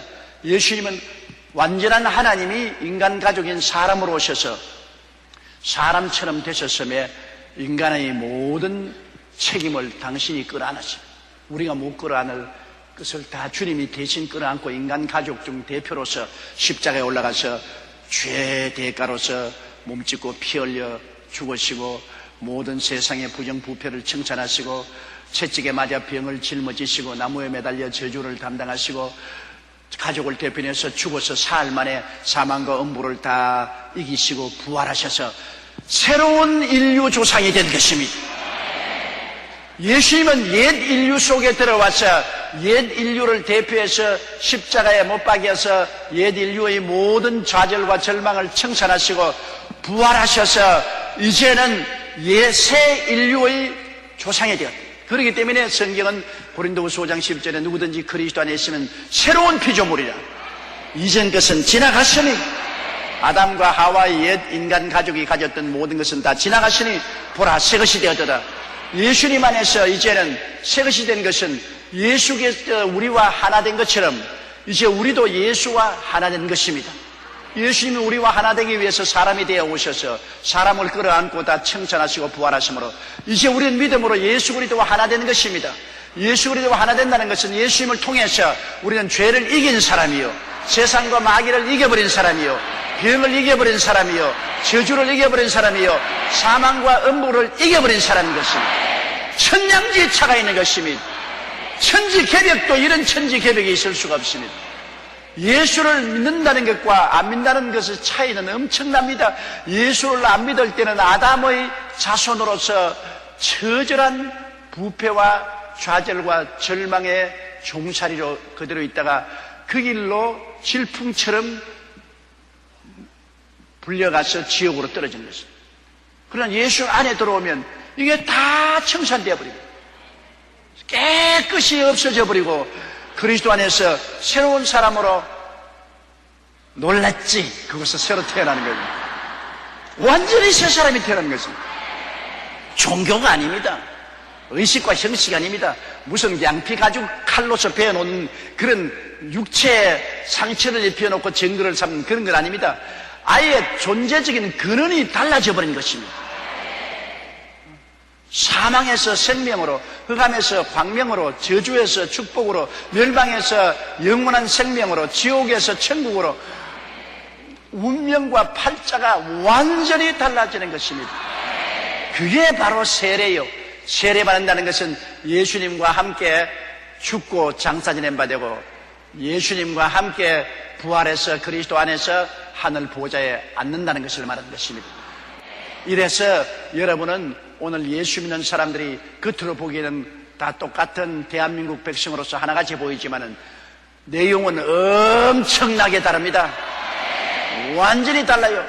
우리 한국 사람이라도 중국계 한국 사람, 저 소련계 한국 사람들이 있지 않습니까? 그 사람들은 얼굴이 똑같고 한국 사람이고 한국말을 하되 그러나 내용은 국적이 다르죠. 중국 사람이고 소련 사람이고 우리는 대한민국 사람이고 국적이 완전히 달라서 그들이 한국에 오려면 비자를 받아야 오죠. 우리는 우리나라에 오니까 비자 필요 없지만은 우리와 얼굴이 같고 우리와 말이 같아도 실제 그들의 존재는 신분은 엄청나게 다른 것처럼 똑같은 한국 사람의 얼굴을 가지고 똑같은 한국말을 쓰고 똑같은 음식과 이복을 입었지만은 예수 믿지 않은 사람과 믿는 사람은 엄청나게 다릅니다. 예수 믿는 사람은 아담으로 하나 되고 예수 믿는 사람은 예수님으로 하나 된 것입니다. 안 믿는 사람은 아담이 조상이고 예수 믿는 사람은 예수님이 조상인 것입니다. 아담으로 하나 되었다가 우리는 예수 믿고 난 다음 죽고 장사 지내고 부활해서 예수 그리스도와 하나 되어 예수 사람이 된 것입니다. 그러기 때문에 12절 말씀이 너희가 세례로 그리스도와 함께 장사한 바 되고 또 죽은 자들 가운데서 그를 일으키신 하나님의 역사를 믿음으로 말미암아 그 안에서 함께 일으키심을 바랐느니라. 하나 되었다 그 말인 것입니다. 우리는 언제나 예수와 함께 삽니다. 지금도 예수님과 하나 되어 있어요. 예수님 눈에 안 보이지만 예수님 포도나무에 우리는 가지로서 예수님과 하나 되어 있어요. 예수님이 어디 계시냐? 여기 이 자리에 계셔요. 나와 하나 되어서 계신 것입니다. 이제 살아도 예수님과 살고 죽어도 예수님 같이 죽고 천당 가도 예수님 같이 가고 예수님 없는 우리 삶은 생각할 수가 없는 것입니다. 자나 깨나 일어나나 앉아나 일하나 노나 항상 예수님과 함께하고 있는 것입니다. 예수님과 나와 떨어져 있다고 생각하는 것은 큰 오해요, 망상입니다. 예수 믿는 사람은 그리스도와 함께 그리스도 안에서 살게 되는 것입니다. 13절요. 또 너희 범죄와 육체의 무한료로 죽었던 너희를 하나님이 그와 함께 살리시고 우리에게 모든 죄를 사하시고 너희 범죄, 우리 모든 아담과 하와는 원래부터 원죄로서 하나님께 버림받았으나 또 자범죄로서 모든 하나님의 법을 다 어긴 죄인 아닙니까? 오늘 세상에 사는 동안에 우리 죄 없는 사람 누가 있습니까? 모두 다 죄인이죠. 모든 사람이 죄를 범하였으니 하나님의 영광이 이르지 못해. 죄 없는 사람 나와보라 했어요. 아무도 없어요. 죄가 모래알처럼 많죠. 하나님의 계명을 다 어겼죠. 그러므로 우리는 범죄와 육체의 무할례로, 육체의 무할례라는 것은 죄의 몸을 그대로 덮어쓰고 있다. 이스라엘 백성의 무슨 양피 가죽 베는 무할례가 아니라 육체의 무할례, 우리 육체가 죽지 않고 부패한 육체를 그대로 가지고 있지 않습니까? 죄 지었고 우리 아담의 자손들로서 육체의 부패한 육체의 무할례로 죽었던 너희를, 우리는 완전히 깨끗이 죽었죠. 영적으로 하나님께 버림받아 죽었던 너희를 하나님이 그와 함께 살리시고, 예수님 안에서 하나님이 함께 살렸다는 것은 예수님이 우리 끌어안고 죽었으므로 예수님 살아날 때도 예수님이 우리 끌어안고 살아난 것입니다. 함께죠. 예수님 십자가에 우리 대표해서 우리를 끌어안고 십자가에서 죽었고 우리를 끌어안고 장례 지냈으니 살아날 때도 예수님이 살아나니까 우리 끌어안고 있는 우리도 함께 살아나는 것입니다. 예수님 안에 있어요. 우리는 하나님께 부름할 때 예수님 안에 있고 예수님은 하나님께로 보냄받아 우리는 예수님 안에 들어왔습니다. 그러므로 예수님 십자가에 못 박히면 우리도 함께 못 박히고 예수님 무덤에 들어가면 함께 들어가고 부활하시면 함께 부활하시고 보좌에 앉으시면 우리도 예수 안에 있으니 함께 보좌에 앉으시고, 그러니 우리는 뭐 예수님 은총으로 사는 것이지 예수님 밖에 있을까지는 절대로 사는 법이 없습니다. 그러므로 너희 범죄와 육체의 무할례로 죽었던 너희를 하나님이 그와 함께 살리시고 우리에게 모든 죄를 사하시고 예수님 안에 있으니까 예수님 피공로로 죄를 다 용서하신 거죠. 우리 선한 행위로 용서받은 것이 아니고 예수님이 피공로로 주님께서 다 죄를 청산해 버리시고 14절요. 우리를 거스리고 우리를 대적하는 의문에 선 정서를 도말하시고 제하여 버리사 십자가에 못 박으시고 우리를 거스리고 우리를 대적하는 의문에 선 정서란 것은 여러분 빚 빌릴 때 어떻게 합니까? 집을 저당 잡히지 않아요. 은행에 저당 잡히면 집을 저당 잡히는 문서에 여러분이 서명을 해 놓습니다. 그러면 내내 그 의문의 정서에 여러분은 포로된 거예요. 그 빚을 못 갚은 이상은 은행이 언제나 공매처분에 처할 수가 있는 것입니다. 그러니 그 문서가 원수라. 그 문서만 보면 간이 철렁 내려앉아요. 서랍에 있는 그 문서만 보면 아이고 우리 집 언제 전당 잡혀 날아갈지. 은행에서는 독촉장 자꾸 날아오지요. 돈은 못 갚지요. 이제 언제 공매처분 당할지 모르죠. 문서가 원수라. 어찌할 도리가 없죠. 이미 나는 그 문서에 서명되어 있으니까 꼼짝을 못 하잖아요.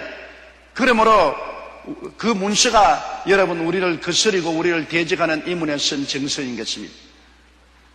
바로 하나님의 율법과 계명의 그 문서입니다. 하나님께서는 이 율법과 계명을 지켜야 너희들은 산다. 하나님이 정해놓은 것입니다. 율법과 계명을 지켜야 산다. 그게 우리 인생은 태어날 때부터 하나님의 법 안에서 태어나기 때문에 그렇게 해야 돼요. 그런데 그 법을 어겼으니 이제는 어떻겠습니까? 그 문서가 죄를 지은 영혼은 죽으리라. 너는 죽는다. 너는 죽는다. 너는 죽는다. 하나님의 계명을 볼 때마다 너는 죽는다. 너는 죽는다. 너는 사형이다. 사형이다. 그러니까 이 원수도 보통 원수가 아니죠. 하나님의 계명이 하나님의 선한 계명이지만 우리에게는 원수가 되었어요. 우리를 잡아서 우리의 죄를 들추어내고 우리를 사형에 처하는 것입니다. 법이란 것은 원래 좋은 것 아닙니까? 법은 지키면 좋은 것이죠. 나쁜 법이 아니라 법은 좋은 것이죠. 그렇지만 그 좋은 법이 우리의 나쁜 행실을 다 드러내어서 우리로 하여금 사형에 처하니까 우리에게는 그 법이 원수가 되는 겁니다. 아이고 이 원수야 너 때문에 내 죽네.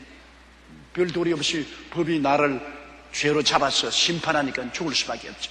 우리 모든 인생들은 하나님의 법에 잡혀서 죄인으로 심판을 받고 정죄되고 죽을 수밖에 없습니다. 그러므로 하나님의 계명은 우리를 거스리고 우리를 대적하는 의문에 쓴 정서입니다.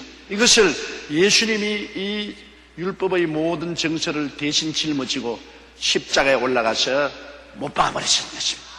하나님의 율법과 계명을 다 그 빚을 주님이 끌어안고 우리를 대신해서 십자가에 몸짓고 피 흘려 죽으심으로 모든 빚을 청산해버린 것입니다. 하나님의 율법과 계명이 요구하는 그 모든 벌을 예수님이 영원히 갚았습니다. 예수님이 영원한 하나님이기 때문에 한 제사를 통해서 영원히 율법의 정죄와 심판을 갚아버리기 때문에 예수님 안에서 이제는 율법 폐기, 이제는 하나님의 율법과 계명이 우리를 정죄하고 우리를 처형할 수 없습니다. 율법과 계명은 우리를 하나님께로 인도하는 몽학 선생이 되어 우리를 이 길로 가세요. 이게 하나님이 원하는 길입니다. 가르치는 교과서는 되어도 이제는 우리를 정죄하고 심판하고 죽이는 힘은 영원히 십자가에서 주님이 제하여 버리고 마는 것입니다. 우리 주님께서 우리를 거스리고 우리를 대적하는 율법 음원에 쓴 정서를 아주 지워버리고 제하여 버려서 십자가에 못 박아버렸습니다. 그러니 이제는 율법의 위협은 없어요. 율법은 우리에게 거울이 됩니다. 이제는 율법은 우리에게 잘못된 행위가 있으면 잘못했어요, 더러워요, 고쳐야 하나님께 꾸중 듣지 않아요, 고치세요. 그렇게 우리를 도와주는 거울이지요. 우리를 심판하거나 정죄하거나 죽일 힘은 없애버리고 마는 것입니다. 율법의 역할이 달라졌죠. 옛날엔 심판하고 정죄하고 죽이는 역할인데 이제는 우리에게 우리 잘못을 지적하고 깨닫게 하고 가르쳐서 하나님 앞에 올바르게 서게 하는 가이드북이 되는 것입니다. 얼마나 감사한 일인지 모릅니다. 그 다음 15절요. 정사와 권세를 벗어버려 밝게 드러내시고 십자가로 승리하시느니라. 정사와 권세는 뭐냐면 마귀의 정사와 권세를 말합니다. 마귀의 정부, 마귀는 마귀 정부의 왕이 아닙니까? 권세는 마귀의 군대를 말하는 것입니다. 마귀의 경찰, 마귀의 군대. 마귀는 독재자로서 공중에 권세하고 마귀의 군대인 타락한 천사와 귀신들로 더불어 우리를 공격하는데, 마귀가 우리를 공격할 수 있는 조건이 우리가 죄를 지었기 때문에 그런 것입니다. 율법으로 말미암아, 율법이 죄를 지었다고 하니까 마귀가 죄 지었으니까 이제는 우리는 마음대로 공격하자. 우리 죄값으로 말미암아 마귀가 우리를 마음대로 짓밟고 멱살을 잡고 휘휘 돌리고 종으로 삼았습니다. 그러나 이제 예수님의 보혈이 와서 죄를 다 청산해버리니까 마귀가 와서 우리를 너 죄 지었으니 우리가 잡으려고 해도 피가 아니야, 내가 갚았어. 예수님의 보혈은 율법만 다 청산한 것이 아니라 마귀의 정사와 권세를 무장해제해버린 것입니다. 마귀가 우리를 도적질하고 죽이고 멸망시키는 조건은 죄 때문에 그런 것입니다. 아담과 하와가 에덴에서 하나님을 반역하는 죄를 안 지었으면 마귀가 어떻게 아담과 하와를 종으로 묶을 수 있어요? 죄 지었기 때문에 그런 것입니다. 그러나 그 죄값을 예수님이 보혈로 갚아버리기 때문에 그 보혈로 말미암아 마귀의 지위도 마귀의 권세도 다 해체되어버리고 마는 것입니다.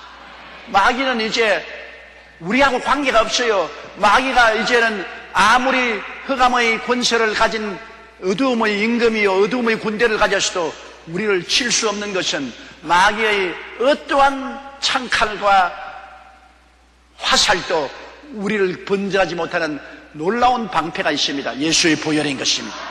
예수의 보혈 앞에는 마귀의 모든 정사와 권세가 다 무장 해제되어 버리고 말아버린 것입니다.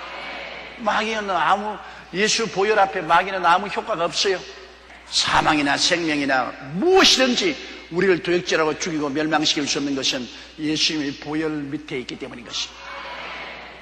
주님의 보혈을 깨달아 알아야 되는 것입니다. 예수님의 보혈하니까 그런가 보다 생각하는데, 그리스도의 보혈의 그 위대한 능력이 하나님 앞에서 우리의 죄를 다 도말하심으로 예수 보혈을 의지하면 하나님과 우리 사이에 막힌 담이 없어서 아주 대로가 열림으로 예수 그리스도의 보혈을 의지하고 그 이름을 힘입어 언제나 아버지 보좌 앞에 마음대로 나갈 수 있는 것입니다. 어디 감히 하나님 앞에 사람이 있어요? 그 위험하고 그 거룩한 하나님 앞에 인간의 힘으로 어떻게 써요? 예수님의 보혈을 의지하면 죄가 다 용서받고 의로운 옷을 입고 설 수 있게 됐으며, 예수님 보혈을 힘입고 나가면 아무리 강하고 무서운 마귀도 한 길로 왔다가 보혈 앞에 7길로 도망치고 맙니다. 우리 14절 한 번 더 의미를 알고 읽으십시다. 우리를 거스리고 우리를 대적하는 의문에 선 정서를 도말하시고 제하여 버리사 십자가에 못 박으시고 정사와 권세를 벗어버려 밝게 드러내시고 십자가로 승리하였느니라. 이 골로새서 2장 14절로 15절은 여러분 다 마음속에 외워놓아야 되는 것입니다. 이것은 너무나 아름다운 보배로운 하나님의 말씀인 것입니다. 주님께서 이를 통해서 율법도 제하시고 마귀의 정사와 권세도 다 제하시고 십자가의 보혈을 통한 위대한 승리를 여러분에게 주시는 말씀인 것입니다. 16절요. 그러므로 먹고 마시는 것과 절기나 월삭이나 안식일을 인하여 누구든지 너희를 평론하지 못하게 하라. 이런 예수 그리스도의 보혈로 다 이루어지고 이 너무나 위대한 은총이 주어지는데, 뭘 구원받기 위해서는 무엇을 먹지 말라, 무엇을 마시라, 먹고 마시는 음식을 가지고서 우리의 신앙을 가지려는 어리석은 일은 하지 말아야 돼. 부정한 음식 먹지 마라, 정결한 음식 먹지 마라. 옛날에 다 율법 시대에 하는 짓이지 지금은 그런 시절이 다 지나갔습니다. 먹고 마시는 것, 절기라는 것은 이스라엘 백성들이 유월절, 예수님이 십자가에 못 박혀 죽는 그 제사를 모방한 것이 유월절, 무슨 오순절, 그 다음에는 무슨 초막절, 이런 구약의 절기, 이걸 지켜야 하나님 앞에 용납받는, 이거 다 지나간 일입니다. 이거 다 예수님이 오셔서 우리를 구원할 것을 상징으로 보여준 그림자입니다.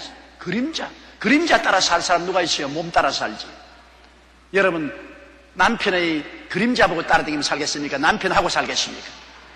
남편 그림자는 그림자지요. 사진은 그림자 아닙니까? 사진 보고 아무리 울어봤자 무슨 대답합니까? 그림자예요. 본체가 있어야지. 예수님은 본체고 구약은 그림자인 것입니다. 구약 성경은 다 그림자요. 신약 성경은 본체인 것입니다. 17절요. 이것들은 장래일의 그림자나 몸은 그리스도의 것이나 보십시오. 장차 오실 예수님의 몸의 그림자입니다. 예수님이 오실 것을 형상으로 보여준 것이요. 이제 몸이 왔는데 그림자하고 살 사람 누가 있어요? 그림자하고 살 사람 없어요. 몸이 왔는데. 여러분, 예수님 본체가 왔는데, 예수님의 사진인 예수님의 그림자, 무슨 절기나 월삭이나 안식일이나 먹고 마시는 것이나 이런 것을 따라가지 말아야. 옛날에는 필요했죠. 예수님 오시기 전에는 사진이라도 봐야지요.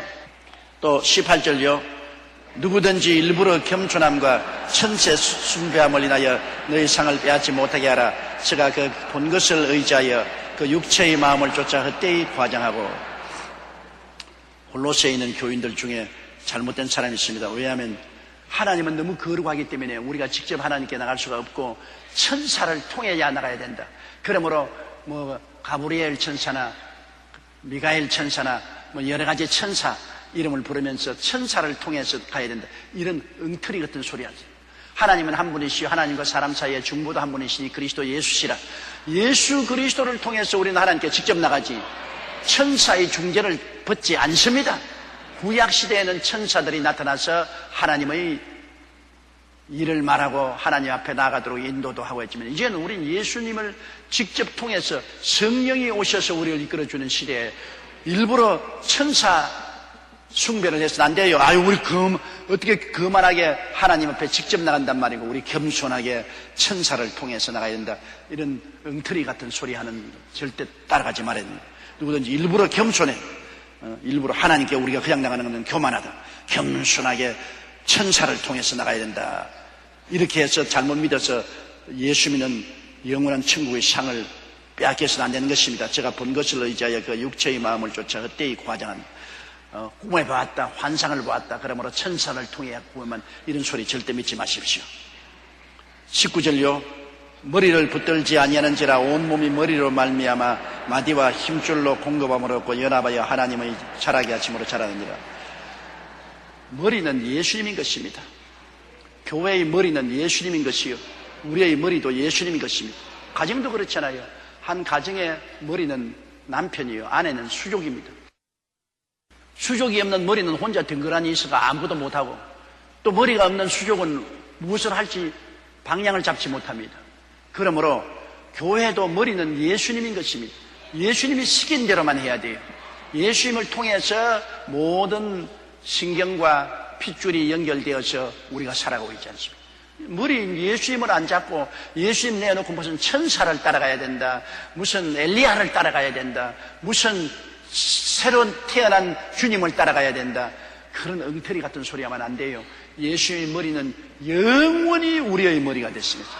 영원히 교회의 머리는 예수님이고 영원히 우리 예수 믿는 사람의 머리는 예수님이 우리 머리고 우리는 그 지체인 것입니다.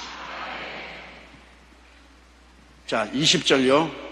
너희가 세상의 초등학문에서 그리스도와 함께 죽었거든 어찌하여 세상에 사는 것과 같이 이 문에 순종하느냐. 보십시오. 세상의 초등학문, 구약은 초등학문이요 신약은 대학원 졸업인 것입니다. 대학원 졸업한 우리가 왜 초등학문을 또 따라가느냐 말이야. 예수님 오실 것을 상징적으로 보여주고 가르쳐 줬는데 이미 예수님 오셔서 나의 마음속에 들어와 있고 나는 예수님 모시고 사는 이 가장 정점에 도달했는데 뭘 지금 초등학문에 예수님 오실 것을 고대하면서 상징적으로 가르치는 그것을 따라갑니까? 그러므로 이 성경엔 너희가 세상의 초등학문에서 그리스도와 함께 이미 죽었지 않습니까? 예수님과 함께 죽음으로 옛 구약시대 옛 아담의 후손들은 다 청산해버리고 이미 그리스도 안에서 새 세상에 태어나서 살고 있으니까 옛날 것을 따라 살지 말은 것입니다. 옛날 종교의식요 곧 21절 말입니다. 읽으십시다. 곧 붙잡지도 말고 맛보지도 말고 만지도 말라는 것이라. 그것은 종교의식 속에서 이것은 손대지 마라, 이것은 손대면 이거는 거룩하지 못하다, 이거는 거룩하다. 구약에 그렇게 만지 않습니까? 성전의 그릇을 만지면 거룩해진다, 옷은 만지면 거룩해진다, 그러므로 또 뭐 시체는 만지면 더러워진다, 벌레 죽은 거 만지면 더러워진다, 이런 초등학문적인 그런 시시한 짓 하지 말은 것입니다. 붙잡지도 말고 맛보지도 말고 만지지도 말라는 행위의 신앙, 의식적인 신앙, 이 모든 것은 쓰는 대로 부패에 돌아가리라. 사람의 명과 가르침을 쫓느냐. 23절요. 이런 것들은 자의적 숭배와 겸손과 몸을 괴롭게 하는데 지혜 있는 모양이나 오직 육체 쫓는 것을 그만둔 유익이 조금도 없느니라. 우리 육체를 벗어버리는 것은 예수를 믿고 거듭나는 것이 중요한 것이지. 예수 믿고 옛사람이 죽고 청산되고 새 사람으로 태어나서 성령이 오셔서 우리를 변화시켜 주시는 것입니다. 하나님의 성령이 우리를 진리 가운데로 인도하고 깨닫게 하고 변화시켜 주시고 믿음, 소망, 사랑, 의, 평강, 희락을 주시고 사랑과 희락과 화평과 오래 참음과 자비와 양성과 중성과 온유와 절제 같은 열매를 성령이 맺게 해주시는 것입니다. 인간의 힘으로 붙잡지도 말고 맛보지도 말고 만지도 말라, 이러한 사람의 명령과 가르침을 쫓아서 우리가 변화되는 것이 아닙니다. 천사 순봉하고 천사를 따라가야 된다, 무슨 특별한 축복해 준 물을 마셔야 된다, 특별한 음식을 먹어야 된다, 그래서 호행을 지키고 그런 것 가지고서 절대로 우리가 변화받지 않습니다. 구원은 오직 예수 그리스도의 보혈밖에 없습니다. 그 은혜를 인하여 믿음으로 말미암아 구원을 얻었나니 이것이 우리에게서 난 것이 아니요 하나님의 선물이라. 행위에서 난 것이 아니니 아무도 자랑치 못하게 하렵니다. 행위에서 난 것 아닙니다. 하나님이 선물로 주신 것이요, 그 선물은 예수 그리스도밖에 없은 것입니다. 무슨 거룩한 물도 없고 혼인잔치를 통해서 구원받는 것도 아니고 어떠한 행위로 구원받는 것도 아니에요. 예수 그리스도와 그 보혈을 통해서 구원받는 것입니다. 간단합니다. 이런 것을 왜 복잡하게 만듭니까? 이런 것을 왜 미혹스럽게 만드는 것입니까? 사람들은 자꾸 복잡하고 미혹한 것을 따라가는데 하나님이 주신 길은 너무나 곱고 바르고 간단하고 단순합니다. 하나님이 세상을 이처럼 사랑하사 독생자를 주셨으니 누구든지 저를 믿으면 멸망하지 않고 영생을 얻으라. 예수 따라가며 복음 순종하면 우리 행할 길 환하겠네. 예수님만 따라가면 돼요. 그리고 그 보혈의 능력만 의지하면 언제든지 하나님이 우리와 함께 거하시고 우리가 하나님 품에 안길 수가 있고, 예수 그리스도와 함께 죽고 함께 장사지내고 함께 살아나서 함께 보좌에 앉은 우리들은 자나깨나 예수 그리스도와 함께 거하게 되는 것입니다.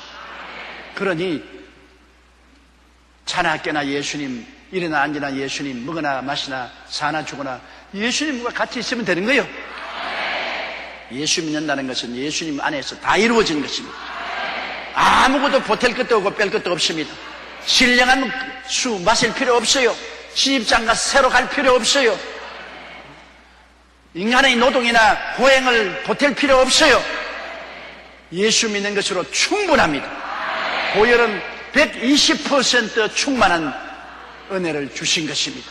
아무것도 보탤 것 없습니다. 아무도 뺄 것 없습니다. 무엇인지 예수 그리스도의 보혈에 보태기나 빼야 된다고 하거들란 사탄인 줄 아십시오. 우리는 오직 믿음으로 오직 은혜로 구원을 받은 것을 알게 되시기를 주님 이름으로 축원합니다.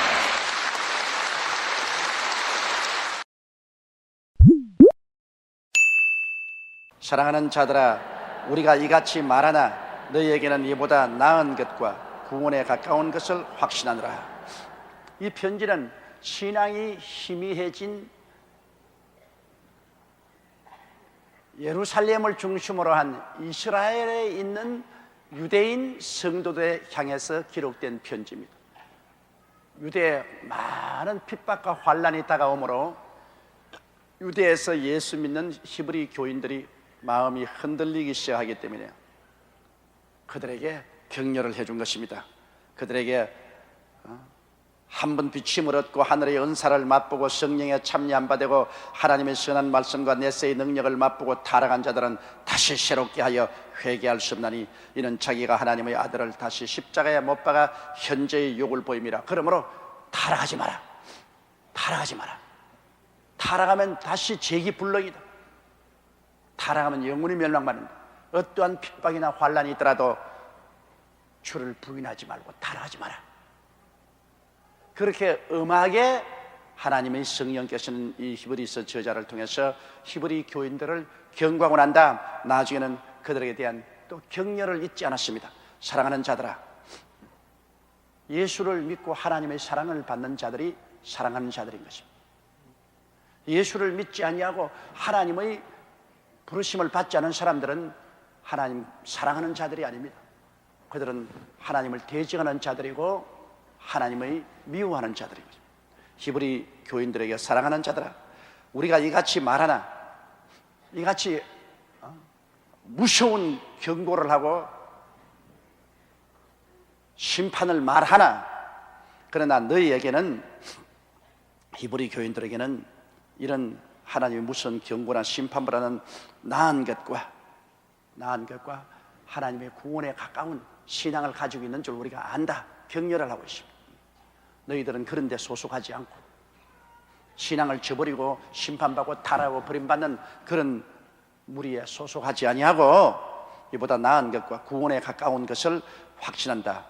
이것은 격려하는 것입니다. 하나님은 반드시 우리를 한 면에 꾸짖을 뿐 아니라 또 다른 면에 우리를 격려하고 용기를 주는 것을 잊지 않습니다. 채찍을 때리고 난 다음에 또다시 하나님께서 사메어주고 위로해 주는 것이 우리 하나님의 섭리인 것입니다. 10절요. 하나님이 불의치 아니하사 너희 행위와 그 이름을 위하여 나타낸 사랑으로 이미 성도를 섬긴 것과 이제도 섬기는 것을 잊어버리지 아니하시느니라. 하나님은 불의하지 아니하다. 하나님을 잘 섬긴 사람을 하나님이 멸해버리고 하나님을 잘 섬기지 않은 사람을 돌봐주고 하는 그런 정의롭지 못한 하나님이 아니라는 것입니다. 하나님은 지극히 정의로우신 하나님. 하나님께서는 불의하게 일을 행하지 않는다. 하나님은 사람들을 당신이 마음대로 사정을 봐주고 불의하게 사람들을 대접하는 이런 하나님이 아니라는 것입니다. 하나님은 모든 것을 공평하게 하나님께서 돌봐주시는 것이기 때문에 히브리 교인들이 열심으로 하나님을 섬긴 그 행위를 하나님께서 절대로 무시하지 않는다. 주님을 위해서 많이 수고하고 애쓴 것 주님께서 모른 채 하지 않는다. 그리고 주님의 이름을 위하여 많은 사람에게 사랑을 구제를 해주고 물질로 도와주고 위로해주고 격려해주고 이렇게 사랑을 베푼 행동, 하나님이 있지 않은 사랑에는 반드시 수고가 따릅니다. 하나님도 우리를 사랑했기 때문에 십자가를 걸머지고 몸짓고 피를 흘려 고난당하셨죠. 그래서 우리가 그 사랑을 받고 우리는 구원을 받았는데, 우리도 그리스도를 모시고 우리 마음속에 사랑을 하게 되면은 우리는 고생을 하게 됩니다. 사랑은 수고를 안게 됩니다. 부모가 자식 위해서 왜 수고합니까? 부모가 자식을 사랑하기 때문에 진자리 마른 자리 갈아 놓으며 손발이 닳도록 고생을, 예수님의 사랑이 마음에 강권하기 때문에 어찌할 수 없이 예수를 전도하기 위해서 자꾸만 고생을 하게 됩니다. 예수를 안 믿으면 뭐 남에게 죽든 말든 뭐 관계 안 하니까 관심이 없지만 예수가 마음속에 있는 이상은 예수를 안 믿는 사람에게 자꾸 가서 애쓰고 전도하고 믿으라고 권면하는 사랑의 수고를 해야 되는 것입니다. 예수님이 마음속에 계시고 성령이 계시면 나 홀로 있을 수가 없어요. 바울 선생이 말한 것처럼 내가 미쳐도 그리스도를 위해서 미쳤고 내가 마음이 성해도 너희를 위해서 성하니 그리스도의 사랑이 나를 강권하는도다. 사랑이 강권하기 때문에 가만 앉아 있지를 못해요. 사랑이 마음속에 있으면 사랑은 고생을 자취하는 겁니다. 그러므로 내가 사랑이 있느냐 없느냐를 아는 것은 간단합니다. 오 주여 사랑합니다. 그러면 주님 말합니다. 내가 나를 위해서 무슨 수고를 했느냐? 한 거 없어요. 가짜다. 너는 사랑이 하는 것은 가짜다. 하나님이여, 내가 하나님을 얼마나 사랑한 줄 압니까? 입으로만 나팔 불었지. 입으로 랄랄랄 나팔 부른 거야. 누가 못해요? 네가 나를 위해서 사랑의 수고를 뭘 했느냐? 내가 주일날 모든 유혹을 다 뿌리치고 교회 나가느냐? 내가 마음에 모든 욕심을 뿌리치고 11조를 내느냐? 내가 육신의 피곤을 무릅쓰고 나의 나라를 위해서 수고하고 봉사했느냐? 사랑의 수고를 한 증거를 내놓아라. 그거 없으면 아무리 사랑한다고 해도 그것은 입으로 나팔 분 것이지 아무 효과 없습니다. 사랑의 수고, 이것은 절대적으로 필요합니다. 여기 히브리 교인들은 열심으로 주를 믿는 행위가 있었고 그 이름을 위하여 나타내는 사랑으로 성도를 섬기는 것과 이제도 섬기는 것을 잊어버리지 아니하십니다. 사랑의 수고입니다. 히브리 교인들은 그래도 아직 사랑이 있어가지고서 열심히 성도를 섬기고 또 이제도 섬기고 있다. 하나님이 잊어버리지 아니하십니다. 여러분, 하나님은 모든 것을 기억하고 계십니다.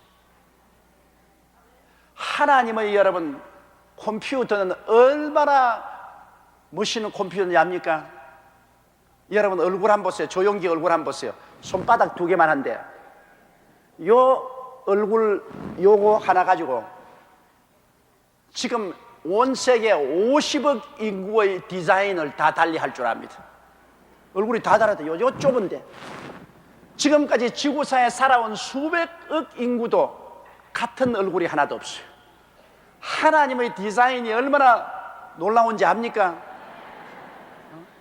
우리 사람이 디자인하려면 이런 표면에서 달리 디자인하려면 아무리 해도 수십 가지밖에 못합니다. 그 다음엔 똑같은 거 해내요. 그러나 하나님은 과거에도 달랐고 지금도 다르고 주님 오시는 그날까지 달라요. 요 동그란 요거 하나에다가 그렇게 다르게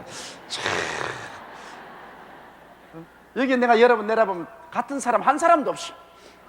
그 표적 면적이 요거밖에 안 되는데 어떻게 저렇게 달라요? 여러분 얼굴을 다른 사람하고 다르게 디자인한 하나님께서 여러분이 관심이 없으면 뭐 다른 사람하고 가지고 팍 찍어버리지 뭘 다른 사람과 다르게 코도 다르고 눈도 다르고 입술도 다르게 디자인했습니다. 하나님이 여러분은 여러분으로서의 개성을 가질 수 있도록 특별히 디자인한 것입니다. 그러므로 하나님이 디자인해서 내게 내주시기 때문에 내가 남과 비교할 필요 없어요. 나는 하나님 앞에 특별한 하나님의 디자인을 바라기 때문에 나는 나의 개성을 살려서 살아가는 것입니다. 내 얼굴 모습, 내 몸 모양 그 하나님이 디자인해 주기 때문에 자랑스럽게 생각하고 그 개성을 살려서 가는 거예요. 하나님이 조용기를 디자인할 때는 머리에 털이 빠지도록 디자인을 했어요.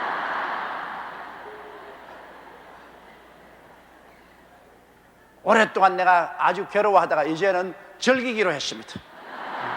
하나님이 나를 이렇게 개성 있게 디자인을 해 주셨기 때문에 아무나 머리 빠진 줄 알아요?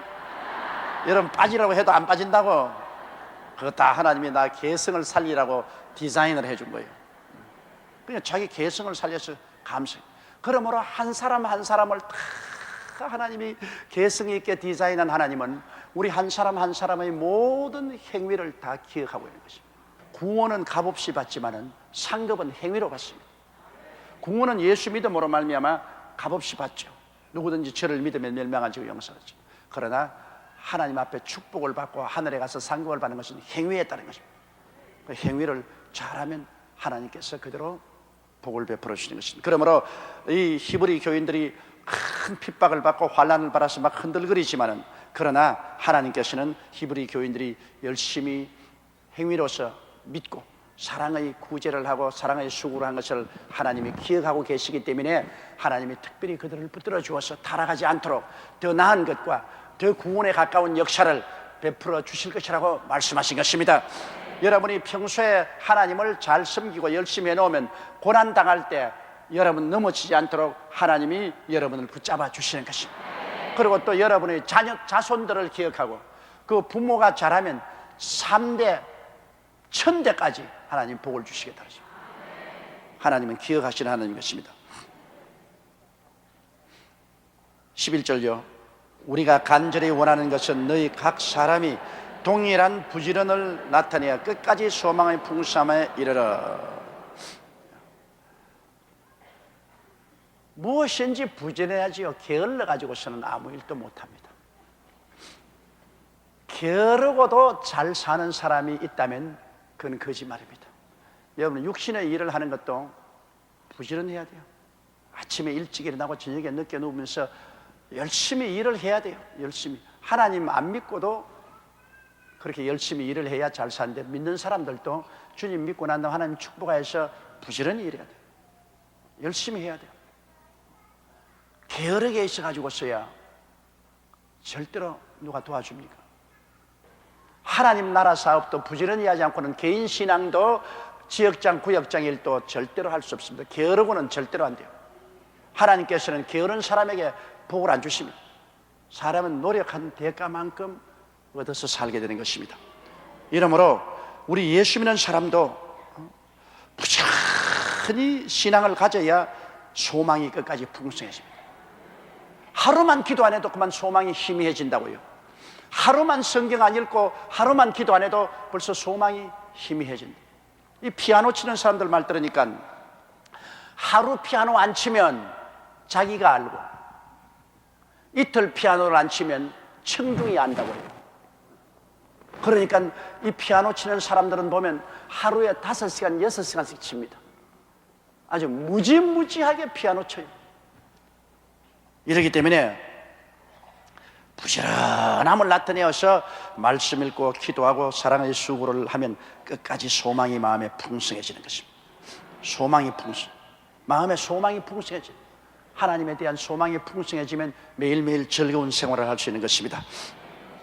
12절요. 게으르지 아니하고 믿음과 오래 참음으로 말미암아 약속들을 기업으로 받는 자들을 본받는 자가 되게 하려는 것이니라. 자, 하나님의 약속을 우리가 받기 위해서는 여기 보니 첫째 게으르지 아니하고, 둘째 믿고, 셋째 오래 참으라. 세 가지가 있어야 하나님 약속을 받을 수 있다.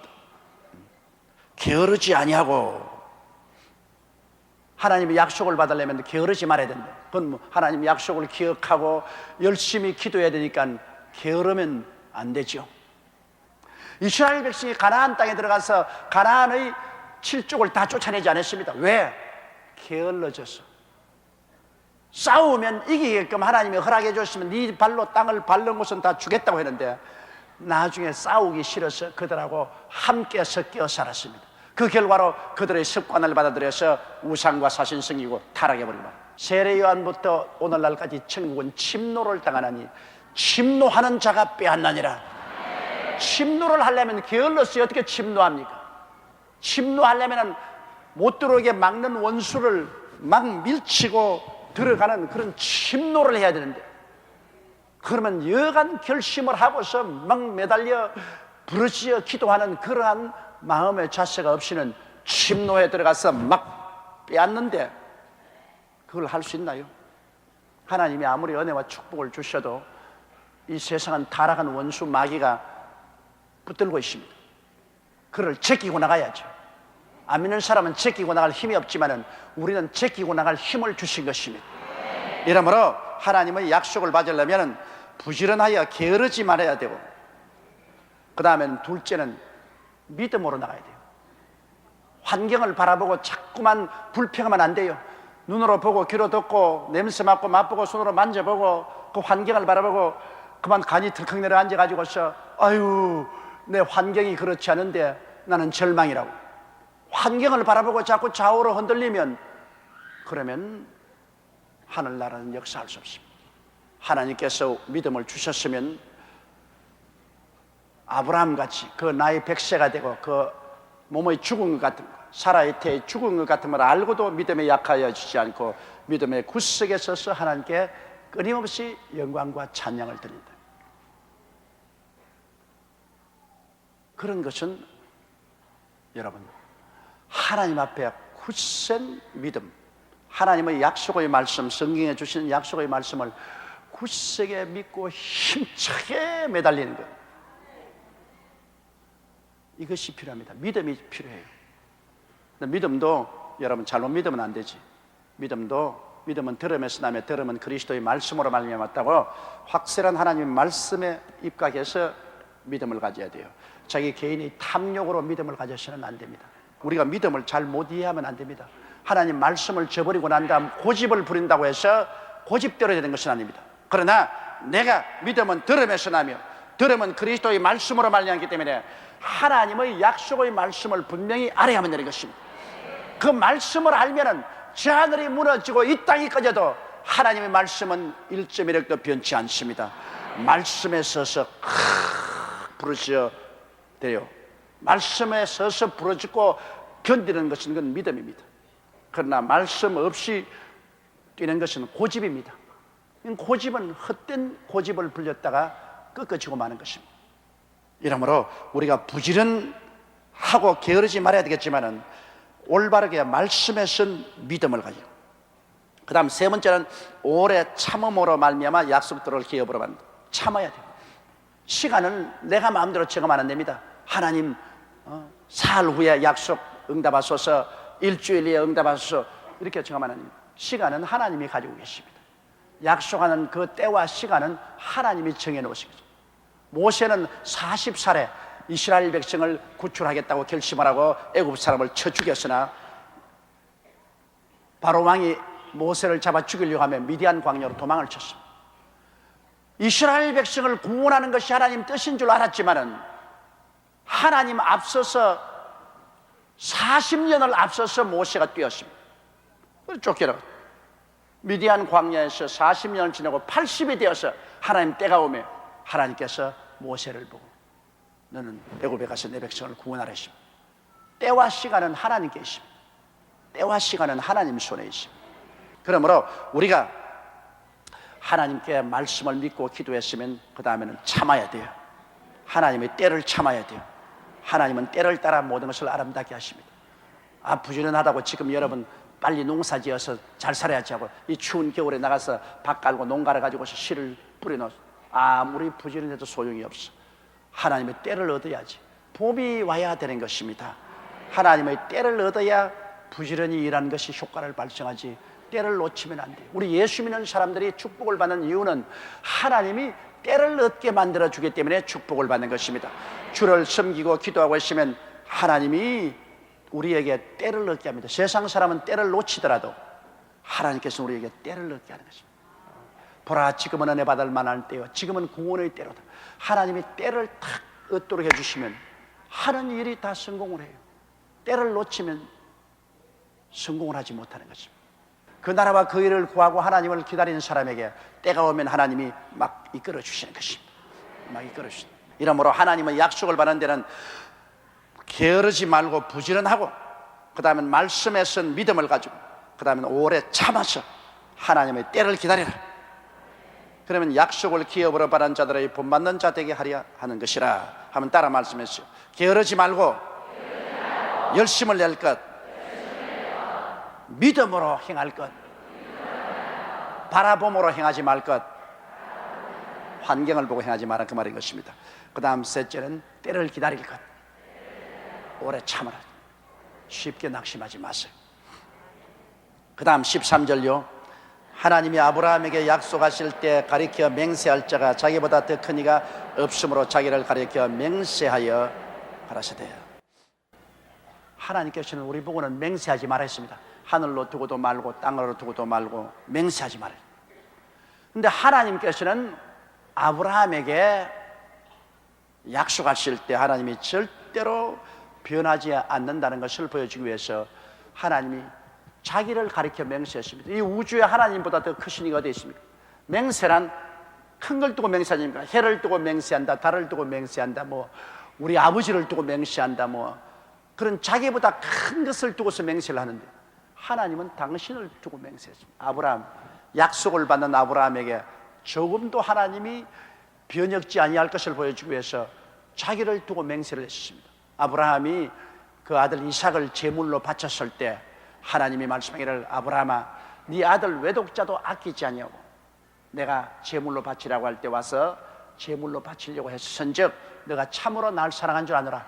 그러므로 내가 나를 두고 맹세하노니, 나를 두고 맹세하노니 내가 내게 복주고 복주며 번창케 하고 번창케 하라. 그러므로 하나님이 당신을 두고 맹세하는 것 얼마나 큽니까? 그러므로 하나님이 아브라함에게 약속하실 때 가리켜 맹세할 자가 자기보다 더 큰 이가 없으므로 자기를 가리켜 맹세하여 14절요 가라사대 내가 반드시 너를 복주고 복주며 너를 번성케 하고 번성케 하려 하셨더니, 하나님은요, 하나님을 섬기고 나가는 사람에게 하나님은 복주기를 원하시는 것입니다. 복의 근원입니다.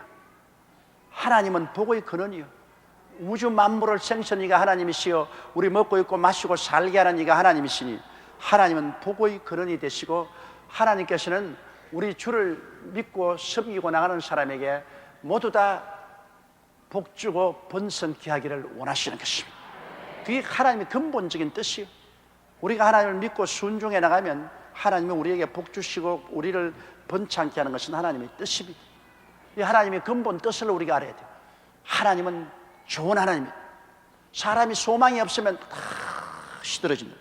나 지금 현재 환경이 아무리 어려워도 소망이 있으면 사람들이 그냥 얼굴에 빛이 나고 찬송을 부르고 기도하고 박수치고 힘차게 살아나가는 것입니다.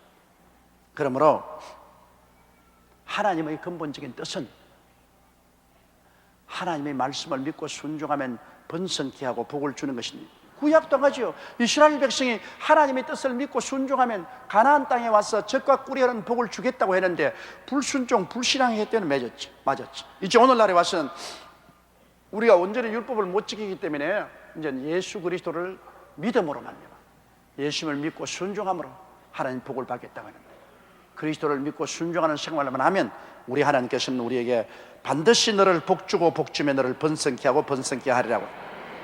아브라함 보고 한 말이지 우리 보고 한 말입니다. 아닙니다. 성경 갈라디아서에 말했습니까? 아브라함과 같은 믿음을 가진 사람은 아브라함과 함께 복을 받느니라.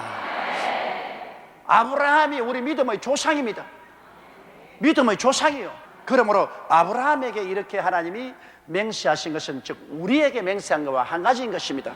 그러므로 여러분과 나는 모두 다 아브라함과 함께 복을 받게 되는 것입니다. 그렇기 때문에 우리에게도 하나님이 똑같은 약속을 한 것입니다. 가라사대, 따라 읽으세요. 가라사대 내가 반드시 너를 복주고 복주며 너를 번성케 하고 번성케 하리라 하셨더니, 와, 오늘 여러분 이것만 하더라도 크레딧 카드보다 더 낫습니다.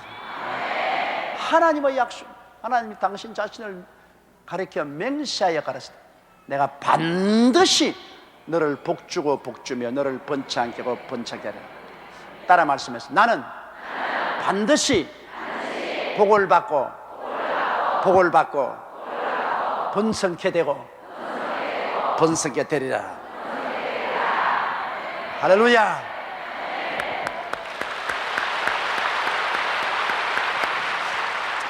우리가 아브라함과 같은 믿음과 순종만 가지면 이것이 우리의 주신 약속인 것입니다. 왜? 우리는 아브라함의 자손이기 때문인 것입니다. 15절요. 제가 이같이 오래 참아 약속을 받았느니라. 하나님을 믿고 순종할 때 성질이 급해가지고서 당장 벼락같이 복이 안 떨어진다고 해서 날뛰면 안 돼요. 일단 믿었으면 오래 참고 믿어요. 그러면 하나님께서 때가 오면 복을 주시는 것입니다. 때가 오지 않은데 어떻게 복을 줘요? 옛날에 내가 어릴 때 고구마 한 고랑이 아버지 보고 달라고 해서 받아가지고서 비 오는 날 다 고구마 줄기가 심어놓고 난 거야. 매일같이 학교 갔다 와서 고구마 이미 달리는 걸 뽑아봤다가 내 고구마 고랑은 다 말라 죽어버렸어.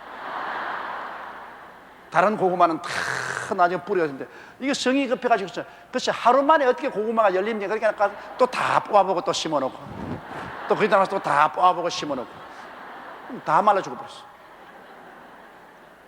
일단 한 믿었으면 듬직하게 믿어야 되는 것입니다. 서양 속담에 Rolling Stone does never gather moss란 말이 있습니다. 구르는 돌에게는 이끼가 끼지 않는다. 이끼가 끼려면 좀 물속에 가만히 있어야지. 자꾸 굴러가면 이끼가 끼나. 우리가 일단 믿었으면 아브라함과 같이 100살이 되더라도 믿어야 돼. 알겠습니다 하고 듬직하게 믿음과 순종으로 나가면 하나님이 당신을 두고 맹세한 하나님이 어떻게 복을 안 주겠어요?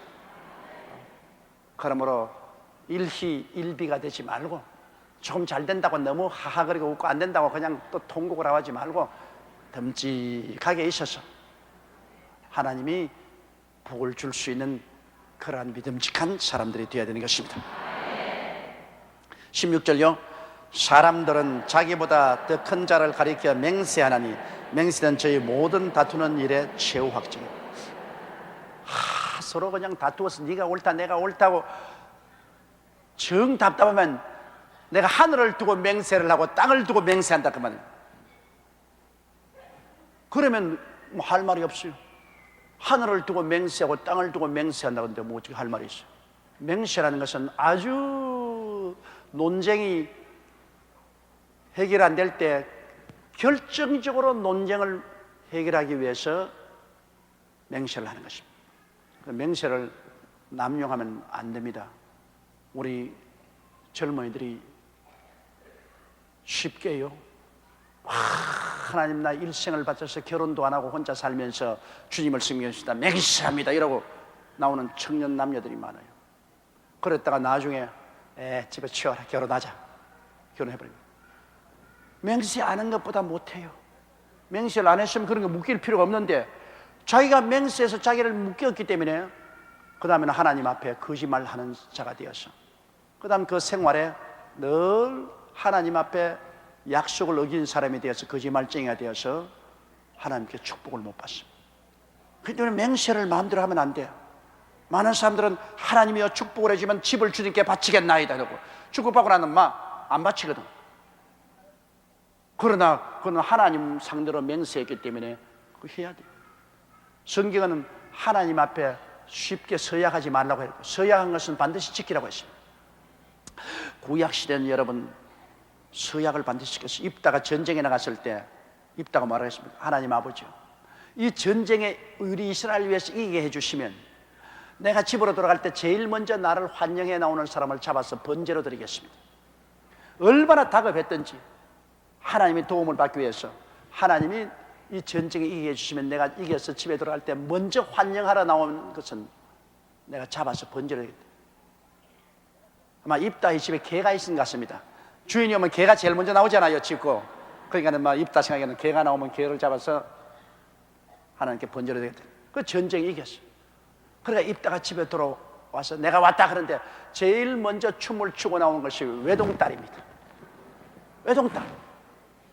입다가 그 자리에 주저앉았습니다. 세상에 네가 왜 제일 먼저 나오느냐. 개도 먼저 나올 수 있고 닭도 먼저 나올 수 있는데 보통 때 그 외동딸이 안 나오는데 그날 외동딸이 춤추고 나왔어요. 하나님께 서약한 것은 반드시 지켜야 돼요. 상대가 하나님입니다. 내가 안 지키면 하나님을 모욕해도 그런 모욕이 없습니다. 그렇기 때문에 쉽게 뭐 주여 내가 한평생 홀로 살면서 주님 섬기겠나이다, 혹은 뭐 하나님이여 내가 선교사로 나가겠나이다, 내가 있는 재산을 하나님께 다 드리겠나이다. 아주 사람들은 쉽게 하나님 앞에 서약합니다.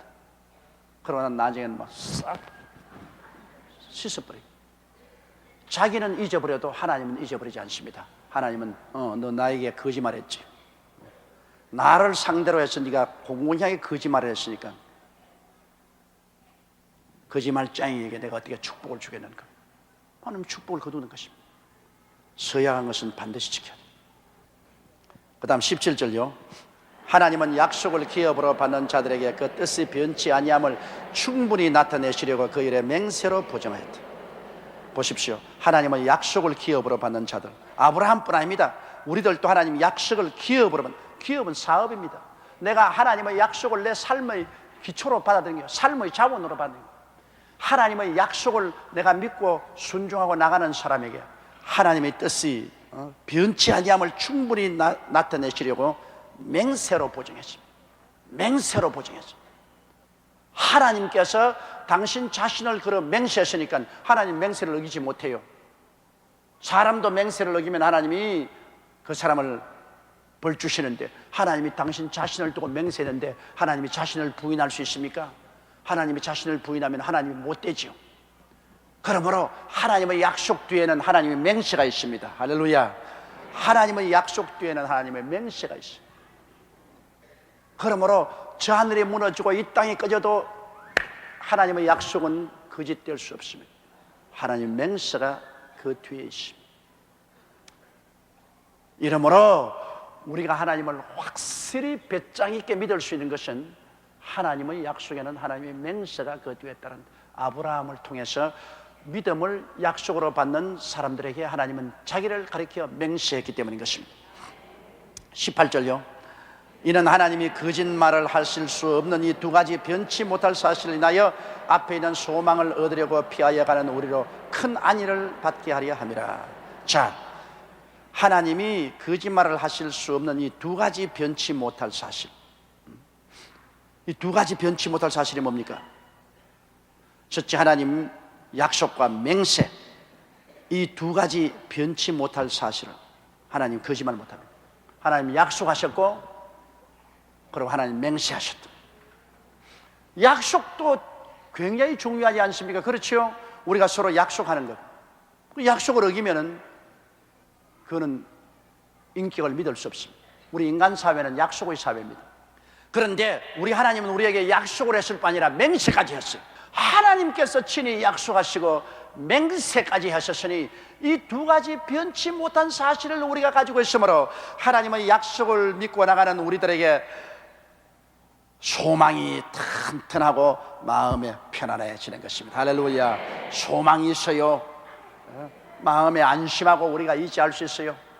하나님이 약속하고 맹세해 주시기 때문인 것입니다. 이러므로 우리는 하나님의 약속을 우리가 믿었으면 소망을 가지고 마음의 평안을 가지고 조금도 흔들리지 마십시오. 그 다음 19절요. 우리가 이 소망이 있는 것은 영혼의 다 같아서 튼튼하고 견고하여 휘장 안에 들어가느니. 우리가 소망이 있는 것은, 소망이 있으면 영혼의 닻이 여러분, 아무리 배가 파도가 요동해도 배가 닻을 탁 내리고 있으면 배가 움직이지 않아요. 배가 갈 때는 닻을 그도 올리지 않습니다. 닻이 탁 내려 있으면 파도가 출렁거려도 배가 딱 움직여요. 이 세상에 우리가 살아가는 동안에 얼마나 세상이 변화됩니까? 신문, 라디오, 텔레비, 방송을 들어도 뭐 겁나는 건, 무서운 것, 뭐 변화된 게 많아서 사람들의 마음이 끊임없이 요동합니다. 불안과 공포로 요동합니다. 그러나 우리는 소망이 있는 사람들인 것입니다. 우리의 소망은 하나님께 있습니다. 그래, 이 소망이 닻이 돼요. 닻이 돼요. 우리의 소망이 하나님께 있는데 하나님은 약속하시고 맹세했기 때문에 천지와 만물을 지으시고 생사화복을 주장하시고 알파와 오메가 되시고 처음과 나중에 되시고 시작과 끝이 되시는 그 하나님이 우리 소망이 되시고 그 하나님의 약속의 말씀과 맹세가 우리에게 주어지시기 때문에 우리 마음속에 소망이 닻이 탁 내려있습니다. 동남풍아 불어라, 서북풍아 불어라, 가시밭에 백합아 예수 향기 날린다. 아무리 변화무쌍해도 우리 마음이 탁 안심하겠습니다. 어떠한 변화가 있어도 우리는 딱 마음에 안심해서 휘장 안으로 들어간다는 말은 뭐냐면 하나님 안에 품에 들어간다는 말인 것입니다. 하나님이 내 안에, 내가 하나님 안에, 하나님과 함께 사는 사람. 안 믿는 사람은 외롭게 사는 사람들이에요. 믿는 여러분은 하나님과 함께 사는 사람들이죠. 하나님과 그 하나님의 약속과 맹세를 믿기 때문에 그게 소망이 닻이 되었어. 내가 흔들리지 않은 것입니다. 그리고 20절요. 그리로 앞서가신 예수께서 멜기세덱의 반차를 쫓아 영원히 대제사장이 되어 우리를 위하여 들어가십니다. 이제 아론의 족보 아니에요. 아론의 족보는 전부 유대인들이 거기에 속하고 거기서 율법을 받았는데 이제는 아론의 족보가 아닌 원체 다른 멜기세덱의 족보를 쫓아서 예수님께서 제사장으로 오셔서 십자가에 죽었다가 부활하셔서 우리 앞서서 하나님 휘장으로 들어갔기 때문에 우리는 예수님을 따라, 아론을 따라 들어가지 않고 예수님을 따라 들어가는 것입니다. 아론을 따라 들어가려면 율법을 지켜서 완성되어야 들어가는데 아무도 못 들어가요. 예수님 멜기세덱의 반차를 족보가 다른 예수님의 반차를 할 때는 율법이 아니라 믿음으로 따라 들어가는 것입니다. 믿음으로 하나님의 지성소까지 들어가는 것입니다. 다음 이제 7장에 보면은 멜기세덱이 뭔지 설명하고 있습니다. 아론의 족보가 무엇이며 멜기세덱의 족보가 무엇인지, 왜 예수님을 멜기세덱의 반차적 족보를 따라 우리의 대상이 되었는지 이것을 설명하고 있습니다.